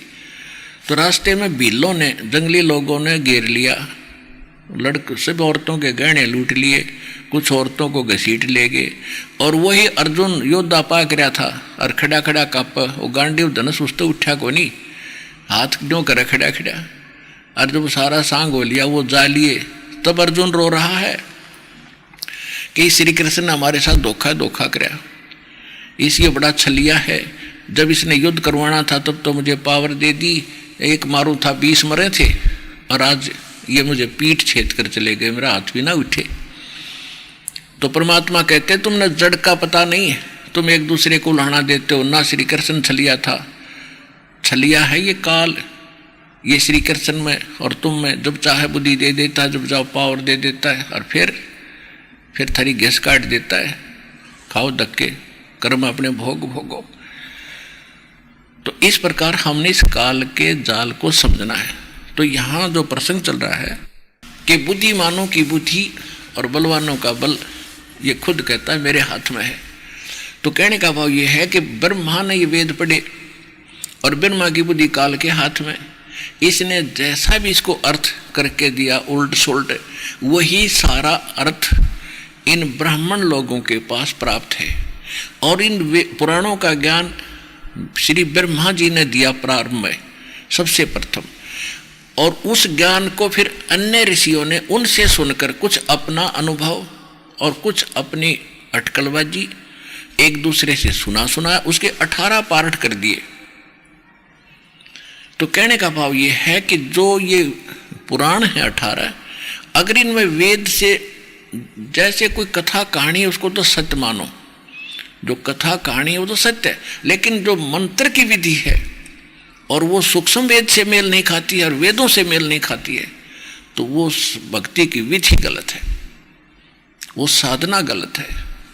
और जैसे आपको सृष्टि रचना से तो कंप्लीट ज्ञान हो ही जाता है धातु मार्ग का, इसके पढ़ने के बाद जब आपके सृष्टि रचना पूरी कंठस्थ हो जाएगी और आप इसको समझ जाओगे, उसके बाद सब सदग्रंथों को आप बहुत आसानी से समझ सकते हो। और दास जहाँ बोलेगा आपकी बुद्धि साथ साथ चलेगी, हाँ यहाँ सही कह रहे हैं, ऐसा ही था। तो कहने का भाव यह है कि जो सूक्ष्म वेद में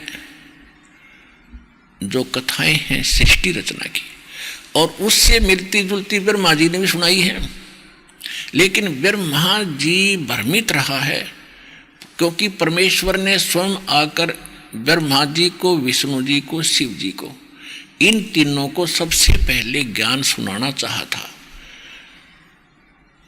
और इन्होंने प्रथम बार तो ध्यान से सुना, फिर काल प्रेरणा से इन्होंने एक एक मंत्र तो ले लिया था प्रथम। फिर परमात्मा ने इसलिए इसको 3 स्थिति में नाम देना परमात्मा ने उचित जाना कि प्रथम मंत्र दीजिए, ये जितने दिन जाप कर लेंगे श्रद्धा से, इनके कर्म घड़े बन जाएंगे बढ़िया पुण्य। और काल प्रेरणा से या किसी भ्रमित करने से भ्रमित हो भी गए तो जाओ भाई, बस की बात नहीं। वो जितने दिन भी प्रथम मंत्र का जाप कर लेगा, महीने 2 महीने साल 2 वर्ष 6 या फिर 17 भी मिल जाता साथ के साथ, अगर 10-20 दिन महीना 2 महीने भी जाप कर लिया प्रथम मंत्र का, फिर भी भ्रमित हो गया, फिर भी उस पुण्यात्मा को इतना बेनिफिट होगा कि मनुष्य जीवन मिलते रहेंगे। इतने दयालु है ये परमात्मा। और मनुष्य जीवन मिलेंगे तो कभी भक्ति उसकी तरफ भी रहेगी, और कभी ना कभी दाता चाहता है कि मैं फिर संभाल लूंगा आके। तो इस काल ने ऐसा जुल्म कर दिया कि वो मंत्र तक कबीर पंथ में भी ना छोड़े, ऑटोबट शुरू करवा दी। औरों के पास तो मिलने कहाँ थी वो मंत्र। प्रथम मंत्र जो आपको देते हैं उनमें से बीच के 5 नाम देने शुरू किए थे दाता। और इन मंत्रों के जाप करने से मनुष्य का यहाँ संसारिक सुख भी मिलते हैं और मनुष्य जीवन भी मिल जाते हैं। लेकिन मोक्ष नहीं, मोक्ष तो कंप्लीट कोर्स ही होगा, जो कंप्लीट मार्ग अब आपको मिला है। तो प्रसंग ये चल रहा है,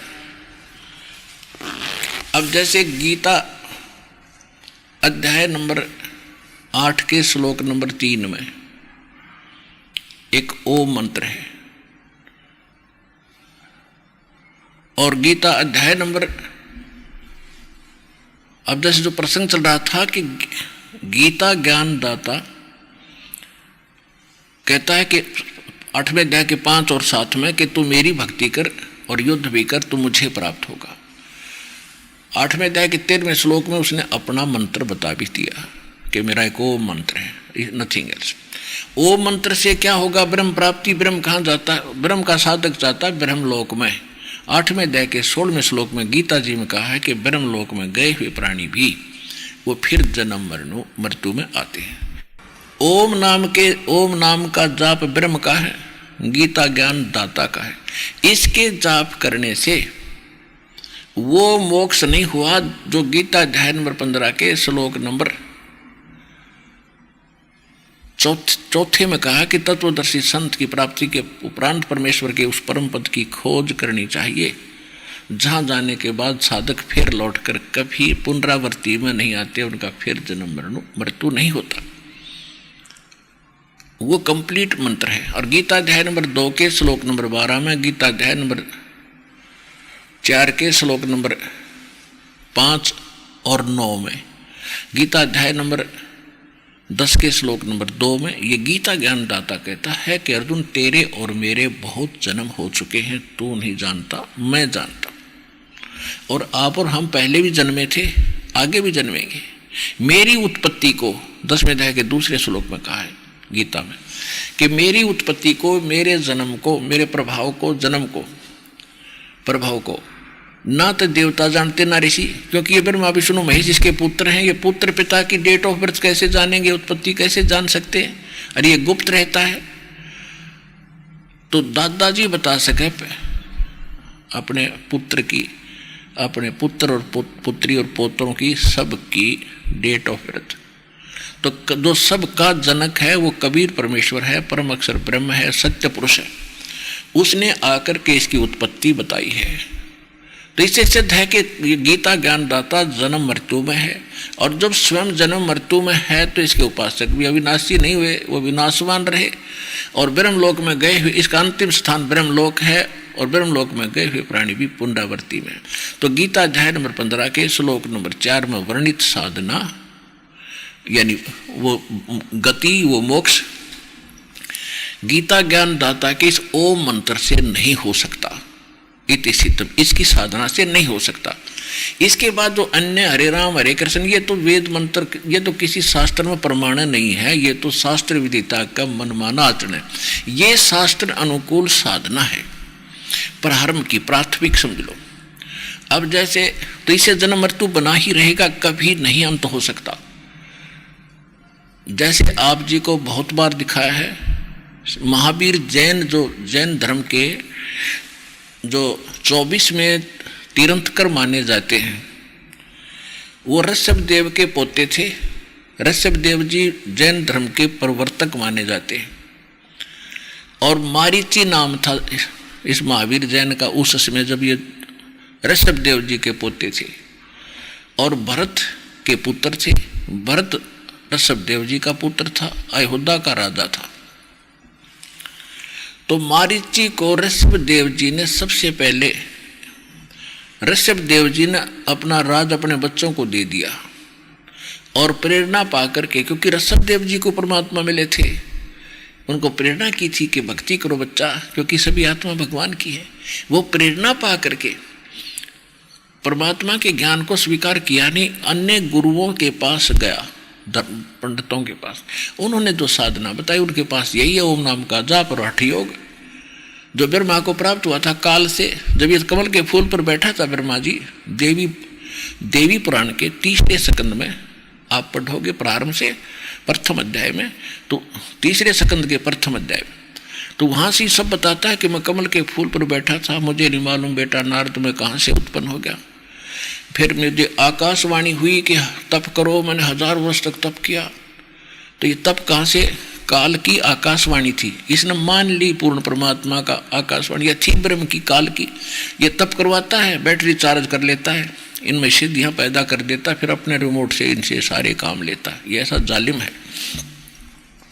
तो इन्होंने, ब्राह्मणों ने, ऋषियों ने ब्रह्मा जी से तो ले लिया तप, आकाशवाणी हुई थी ब्रह्मा जी को, भगवान की थी काल की, और वेद में ओ मंत्र है, ये गॉड गिवन है, ओ मंत्र ले लिया, हठ योग ले लिया, वो ब्रह्मा जी को आकाशवाणी हुई थी वो। तो वृषभ जी ने 1000 वर्ष तक ओम नाम का जाप किया और वो तपस्या की 1000 वर्ष तक निराहार रह गए।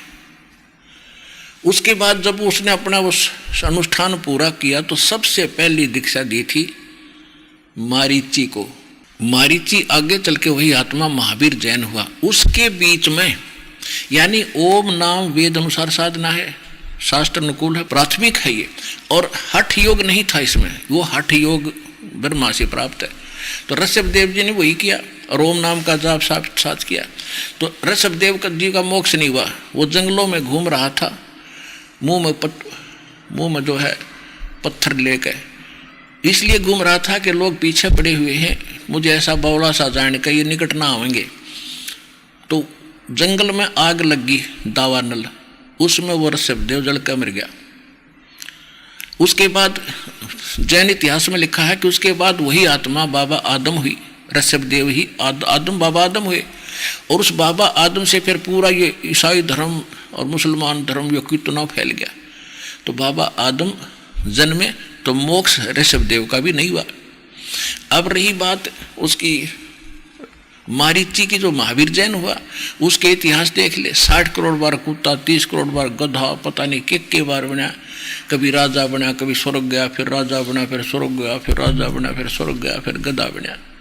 तो ये तो प्रोसेस है, प्रोसीजर है इस ओम नाम के जाप का, और इससे वो मोक्ष नहीं हो सकता जो गीता अध्याय नंबर 15 के श्लोक नंबर 4 में वर्णित है। इति सिद्धम के शास्त्र अनुकूल साधना ये है, और उस साधना के ये प्रारंभ है, ये कंप्लीट नहीं है, क्योंकि वो तो बता ही दिया है कि कंप्लीट साधना तो परमात्मा ने बताता है, और उसको तत्वदर्शी संत बताओगा, वो इस दास के पास है, और वो उनको उपलब्ध ना होने से अब वो साधना भी करके और फिर भी उस अनुत्तम गति में रहे। अपने आत्माओं, ये कथा कीर्तन तो आपने बहुत कर लिए और सुन भी लिए। अब ये तत्व ज्ञान समझो, इसको तत्व ज्ञान कहते हैं, जो सार निकाल के बताया जा उसको तत्व ज्ञान कहते हैं। अब जो प्रसंग चल रहा है कि आप ये देख रहे हो कि युग उससे भी मोक्ष नहीं हुआ। ओम नाम के जाप करने वाले आज तक जो साधना करते रहे उनसे भी वो मोक्ष प्राप्त नहीं हुआ, जिस जहाँ जाने के बाद फिर कभी जन्म मृत्यु नहीं होती। और जब तक, अब दूसरी बात ये है विचार करने की है कि महावीर जैन का कोई गुरु नहीं था आगे। जब वही मारीची वाली आत्मा महावीर जैन बने और उसने 363 पाखंड मत चलाए। पाखंड मत माने बकवाद साधना, जो लोक वेद और रहस्य, उस महावीर जैन से जो भी साधना अब कर रहे हैं वर्तमान के भाई जैनी भाई, वो महावीर जैन से प्राप्त ही साधना पर आरूढ़ है।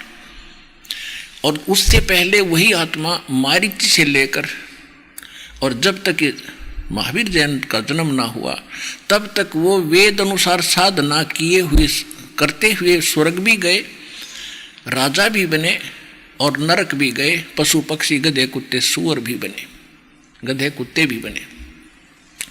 कहने का भाव ये है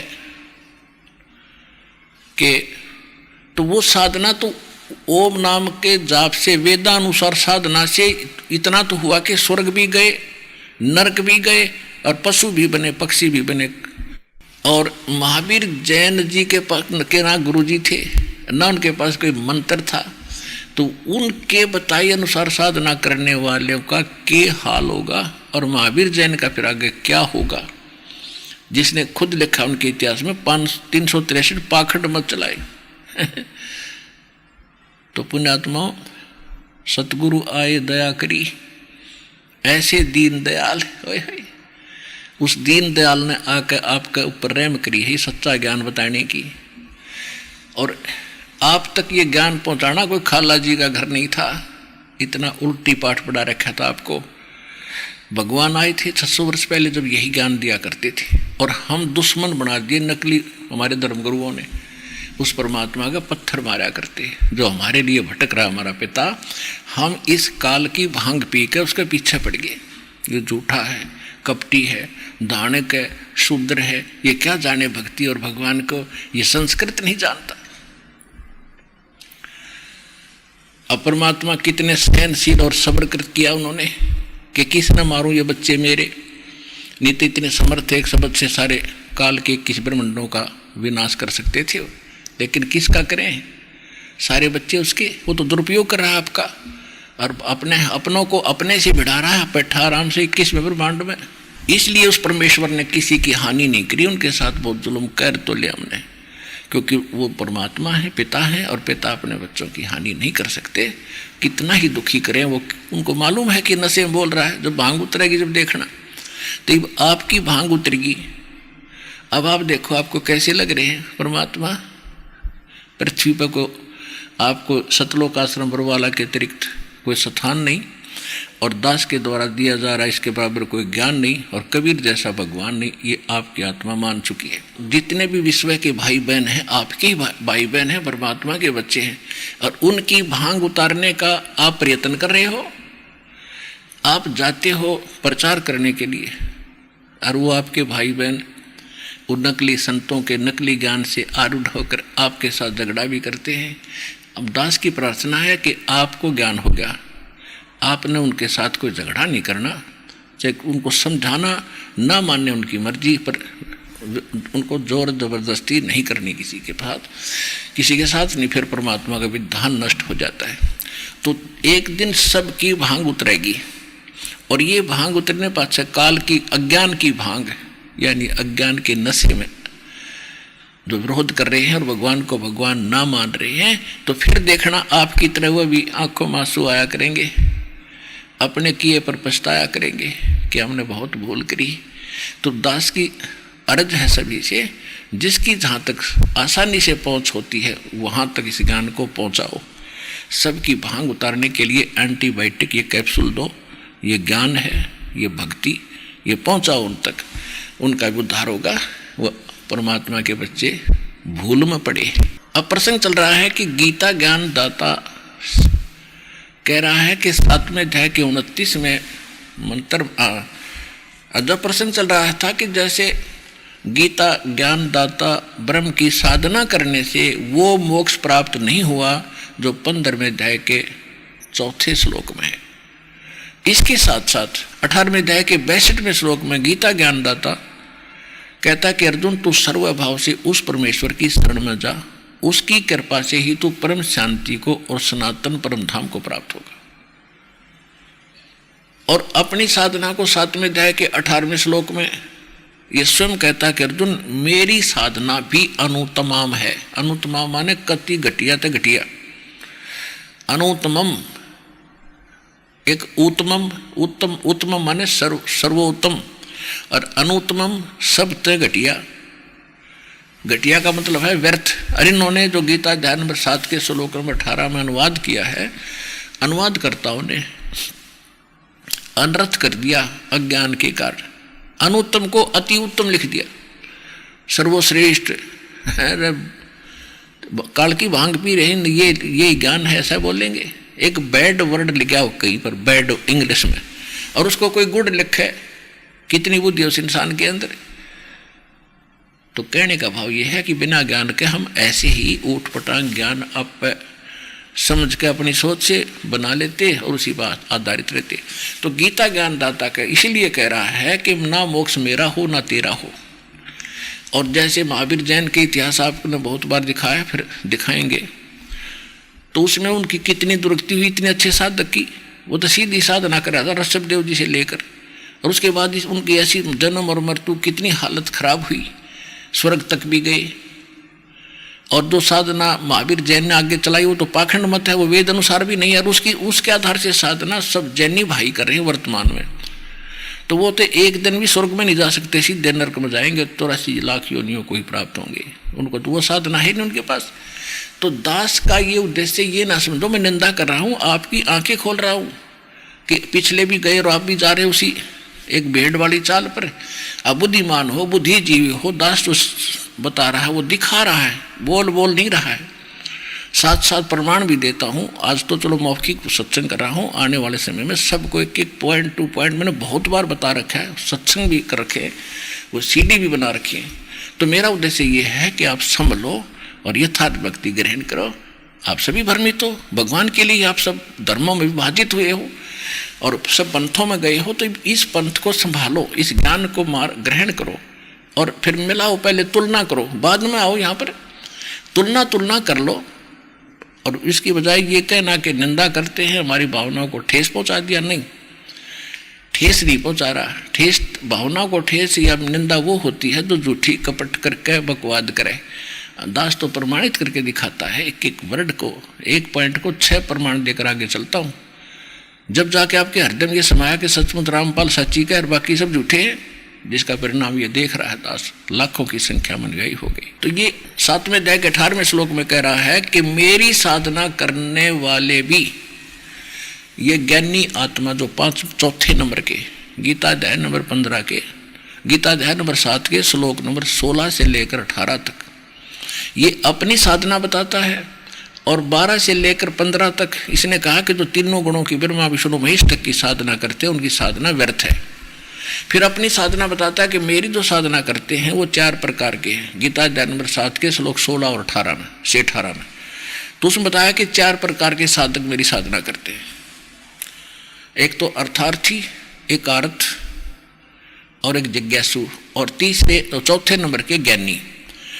अर्थार्थी तो वो होते हैं जो धन लाभ के लिए, यानी घर में कोई हानि हो रही हो और उसको हानि को रोकने के लिए, धन प्राप्ति के लिए जो अनुष्ठान कराते हैं वो केवल वेद मंत्रों से ही करते हैं, वो किसी और दंत कथा की कविता और मंत्र नहीं बोलते, वो तो है ब्रह्म साधक।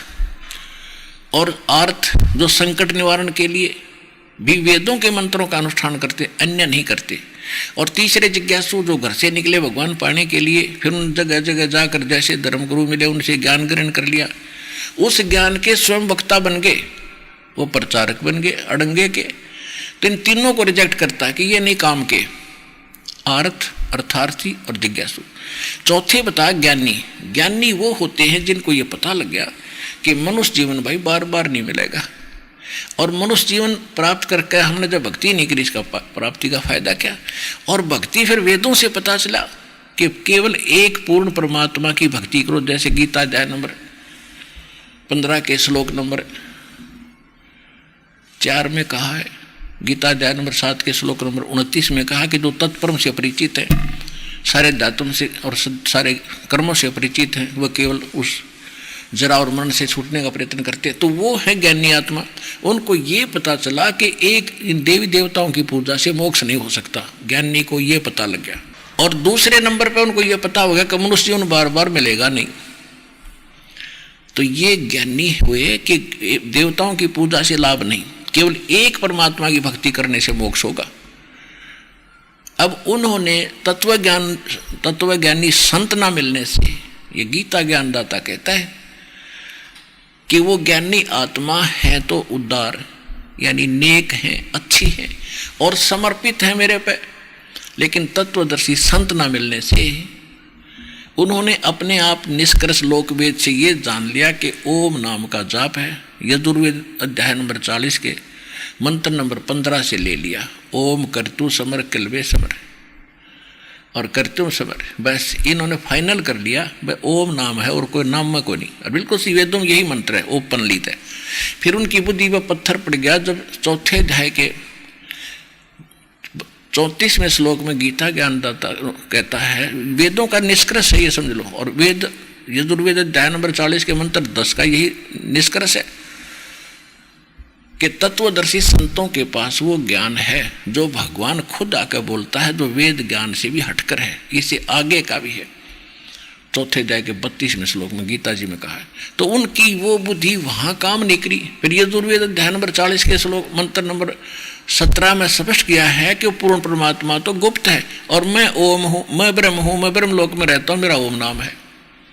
और देवी पुराण के अंदर 7वें स्कंद में सचित्र मोटा टाइप गीता प्रेस गोरखपुर से प्रकाशित 562 और 563 पृष्ठ पे देवी बता रही है हिमालय जी को, राजा हिमालय को, कि आप ब्रह्म की पूजा करो, उसका एक ओम नाम है, तुम्हारा कल्याण हो, ब्रह्मलोक को प्राप्त हो जाओगे।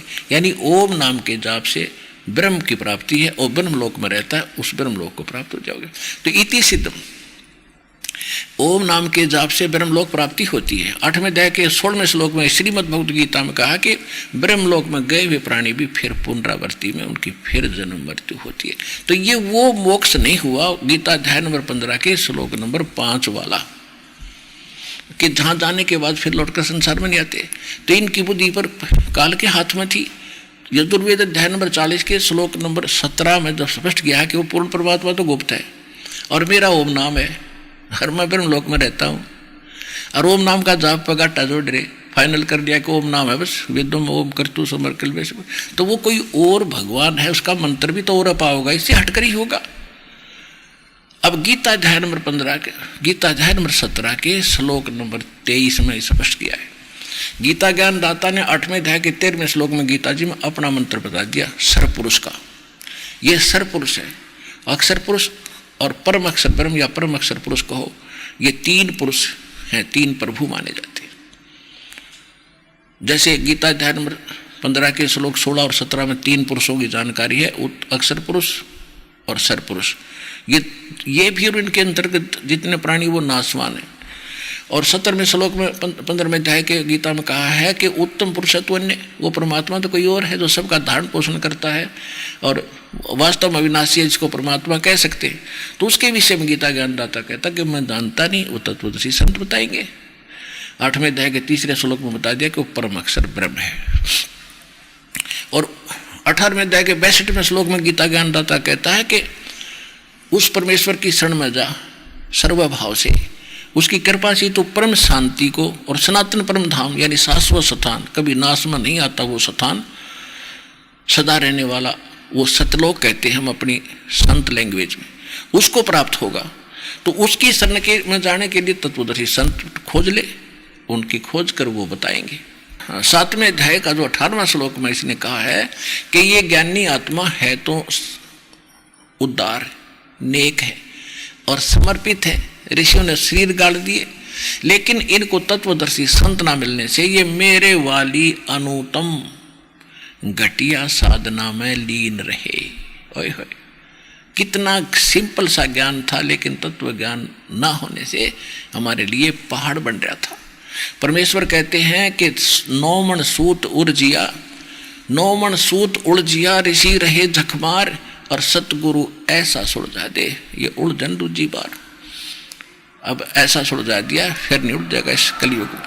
और इन नकली इन संतों से, आचार्यों से, शंकराचार्यों और धर्मगुरुओं से पूछा करते हैं कि इसमें अनुतम क्यों कहा है अपनी गति को। अरे अनुतम थोड़ा ही कहा है, जिससे श्रेष्ठ कोई और ना हो, हमारा शर ना हो, फोड़ दिए बाघ मारे और अपने कर्म बिगाड़े तुमने, तत्वहीन ज्ञानहीनो कह भी नहीं पता। ये खुद कहता है कि तेरे मेरे जन्म मृत्यु होते और युद्ध भी करना पड़ेगा। अगर यहाँ मेरी शरण में रहेगा तो युद्ध करना पड़ेगा।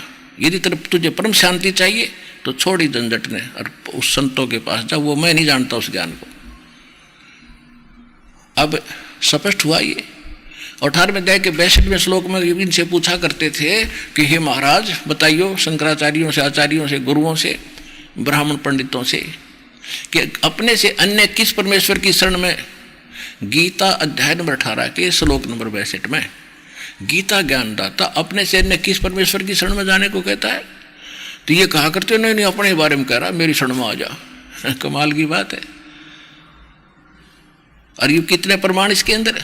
तो ये तत्व ज्ञानहीन प्राणी के वचन होते हैं ऐसे। तो ये उसके विषय में कह रहा है जो परम अक्षर ब्रह्म है और उसकी साधना से ये परिचित नहीं है। उसकी साधना भी तत्वदर्शी संतों के पास जाकर पूछने को कह रहा है। तत्वदर्शी संत की पहचान भी बता रहा है 15वें अध्याय के प्रथम मंत्र में श्रीमद् भगवद गीता।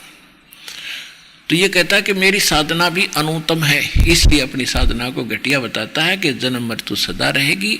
और ऋषभदेव जी और जैसे मारीची की आत्मा के साथ कितने जन्म और मृत्यु हुए, जो उन्हीं के इस लिटरेचर में आपको दिखाएंगे। तो उससे प्रमाणित हुआ कि उस साधना से, ब्रह्म साधना से जन्म मृत्यु नहीं मिटती। कुत्ते गधे सुअर की दुनिया भी भोगनी पड़ेगी कर्म संस्कार अनुसार। तो इसलिए कहा है कि ये ज्ञानी आत्मा अन्य देवी देवताओं की पूजा तो छोड़ दी इन्होंने, लेकिन वो मेरे वाणी ओम नाम की जाप में और ब्रह्म तक की आस्था में इन्होंने ये भी घटिया आस्था में लीन रहे, मेरी आश्रित रहे, सचित रहे। और 7वें अध्याय के 19वें श्लोक में गीता ज्ञानदाता कहता है कि बहुनाम जन्मानाम अंते ज्ञानमान माम प्रपद्यते। बहुत बहुत के अंत के किसी मनुष्य जन्म जिसे प्राप्त हो और अंत के जन्म में एकाध कोई मेरी भक्ति करता है। ब्रह्म तक की साधना भी बड़ी मुश्किल से करते हैं, कोई नाती राम कृष्ण सीता राम मुंडी मसाणियों तक सीमित रहते हैं। बहुत जन्मों के किसी अंत के जन्म में मेरी भक्ति करते हैं। और वासुदेव सर्वमिति स महात्मा सुदुर्लभ है कि वासुदेव ही सब कुछ है, ये बताने वाला वो साधु बड़ी मुश्किल से मिलेगा संत तुझे। वासुदेव नोट श्री कृष्ण, हम श्री कृष्ण जी को वासुदेव मान रहे थे। वेदों में वासुदेव का अर्थ है जिसका सबके ऊपर वास हो, जिसका सब ब्रह्मांडों पर कंट्रोल हो, वो सर्वशक्तिमान परमात्मा, सबका जनक और सर्वशक्तिमान, जिसकी सत्ता सबके ऊपर हो, उसको वासुदेव कहते हैं। और वासुदेव तो श्री कृष्ण जी के पिताजी का नाम था। वो वेदों से ब्राह्मणों ने लिख दिया, गुरुओं ने बोल दिया करते बोले भाई छोरे का नाम लिख ले, लड़के का नाम रख लो, उत्तम नाम है, वो है भगवान की महिमा का। और यो ला दिया श्री कृष्ण के। श्री कृष्ण इज विष्णु, विष्णु इज सतोगुण, और सतोगुण जो है ये विष्णु जी केवल एक ब्रह्मांड में एक विभाग के मंत्री हैं, सतोगुण विभाग के, और एक रजोगुण विभाग के ब्रह्मा जी और तमोगुण विभाग के श्री शंकर जी। ये केवल एक ब्रह्मांड में ये इतने ही मालिक है, इतने वासुदेव हैं, इतने प्रभु हैं ये। और इनका पिता जो सरपुरुष है ये 21 ब्रह्मांड का मालिक है। ये केवल इतना ही वासुदेव है, ये इतना ही प्रभु है, स्वामी है। ये वासुदेव नहीं है, कंप्लीट गॉड नहीं है, जिसका सबके ऊपर वास हो, सबका ऊपर जिसकी प्रभुता हो। 17वें अध्याय के 23वें श्लोक में बताया है कि ओम तत् सत इति निर्देश ब्रह्मण त्रिवेद स्मृत है। इसमें अनुवादकर्ता ने भी सब ठीक लिखा है कि उस सच्चिदानंद घन ब्रह्म का, उस सच्चिदानंद घन ब्रह्म का, ये ओम उस सच्चिदानंद घन ब्रह्म को पाने का, परम अक्षर ब्रह्म को पाने का, और उस स्थान पर जाने का जहाँ जाकर फिर लौट कर वापस नहीं आते, उस स्थान पर जाने का ये 3 मंत्र का जाप है। ओम तो सीधा है, तो डिक्लेयर्ड है, ये तो सार्वजनिक है, पहले से ओपन है। ओम तो सरपुरुष का, गीता अध्याय नंबर 15 के श्लोक 16 और 17 में 3 पुरुष है, सरपुरुष, अक्षर पुरुष और परम अक्षर पुरुष। तो सरपुरुष का तो ओम है, ये ब्रह्म है। और तत् और सत्य सांकेतिक है, ये गुप्त है, सांकेतिक है। जैसे वेदों यजुर्वेद ऋग्वेद मंडल नंबर 9 सूक्त 95 के मंत्र 2 सार्वजनिक करता है, गुप्त मंत्र वही लाता जो किसी वेद शास्त्र में नहीं होती। तो परमेश्वर ने स्वयं बताया कि सोहम शब्द हम जग में लाए और सार शब्द हमने गुप्त छिपाए। सोहम शब्द आपको ना गीता मिलेगा, ना वेदों में, ना पुराणों में। पुराणों में बाद में टेक्शन घिष्ट दिया, लेकिन वेद और गीता में नहीं मिलेगा। ये मूल शास्त्र है। तो कहने का भाव ये है कि परमात्मा ने आके सोहम मंत्र दिया था शंकर भगवान को। उसके बाद इन्होंने कुछ और भी वैसे इन्होंने बताया नहीं किसी को, फिर भी सुना के तब लिख लिया, वो अलग बात है। वेद और गीता में सोहम मंत्र नहीं है। तो फिर इसके बाद एक और मंत्र है, सोहम ऊपर और है सत्सुकृत नाम, और वाह की भक्ति किए बिना ये सारे ही बेकाम। यानी साधना ये भी करनी है। इसके बाद सोहम के ऊपर एक और मंत्र है सत्सुकृत, जिसको सार नाम कहते हैं। परमात्मा कहते सोहम शब्द हम जग में लाए, सार शब्द हमने गुप्त छुपाए। धर्मदास मेरी लाख दुहाई, ये सार शब्द की दबार ना जाई। तो वो इस दास को दिया वा करके अब खोल लेंगे सारे के सामने। तो कहने का भाव ये है कि गीता अध्याय नंबर 15 के, गीता अध्याय नंबर 17 के श्लोक 23 में ओम तत्सत ये 3 मंत्र हैं। ओम तो सरपुरुष इस ब्रह्म का गीता ज्ञान दाता का, और तत् ये अक्षर पुरुष यानी परब्रह्म का, ब्रह्म से नेक्स्ट जो ब्रह्म है, सरपुरुष से नेक्स्ट अक्षर पुरुष कहते हैं। और सत है ये भी सांकेतिक है, तत् भी सांकेतिक है। ये सत जो है मंत्र, ये परम अक्षर ब्रह्म का, उस पूर्ण परमात्मा का, ये गुप्त है, ये दास के पास। इसको सार नाम कहते हैं, आदि नाम इसी को कहते हैं। ये कोड वर्ड है, ये तो लिफाफा है। सत तो इसका न सोच ले, इसके अंदर है वो माल। अब जैसे ये होते हैं बादाम, बादाम के ऊपर कवर होता है उसका, वो कवर के अंदर असली चीज है खाने की। ऊपर कहने को तो ये बादाम है, लेकिन वो छिलका बादाम नहीं है, ये सत मंत्र नहीं है। इसका कोड वर्ड जो है वो बादामगिरी खाने की। तो वो है मूल मंत्र, मूल ज्ञान, और मूल नाम है वो आदि नाम। अब प्रसंग चल रहा है कि अब गीता ज्ञानदाता ने अपना मंत्र बता दिया ओम नाम, और उस सच्चिदानंद घन ब्रह्म परमक्षर ब्रह्म का बता दिया कि उसको 3 मंत्र के जाप से उसकी प्राप्ति होती है। और कंप्लीट कोर्स भी बताया कि वो संत बताओगा तत्वदर्शी इस मोक्ष मार्ग का, उससे पूछो। अब 8वें अध्याय के 5 और 7 में तो ये अपने बारे में कहता है कि मेरी भक्ति कर, युद्ध भी कर, मुझे प्राप्त होगा, डोंट वरी, चिंता मत कर। और गीता अध्याय नंबर 8 के श्लोक नंबर 8, 9, 10 में ये कहता है कि उस सच्चिदानंद घन ब्रह्म की भक्ति जो साधना अनन्य मन से करते हैं, किसी और देव में आस्था नहीं रखते, उसकी भक्ति करने वाला उसी के पास चला जाता, उस भक्ति की कमाई की शक्ति से, उस भक्ति बल से, योग बल से उसी परमात्मा के पास चला जाता है। और कंप्लीट कोर्स तो वो तत्वदर्शी संत बताएंगे, उनसे पूछो। तो ये दास है पुण्यात्माओं, देर ना करो, पूरे विश्व से प्रार्थना है, और कल्याण कराओ। इस दास के पास वो कंप्लीट कोर्स है।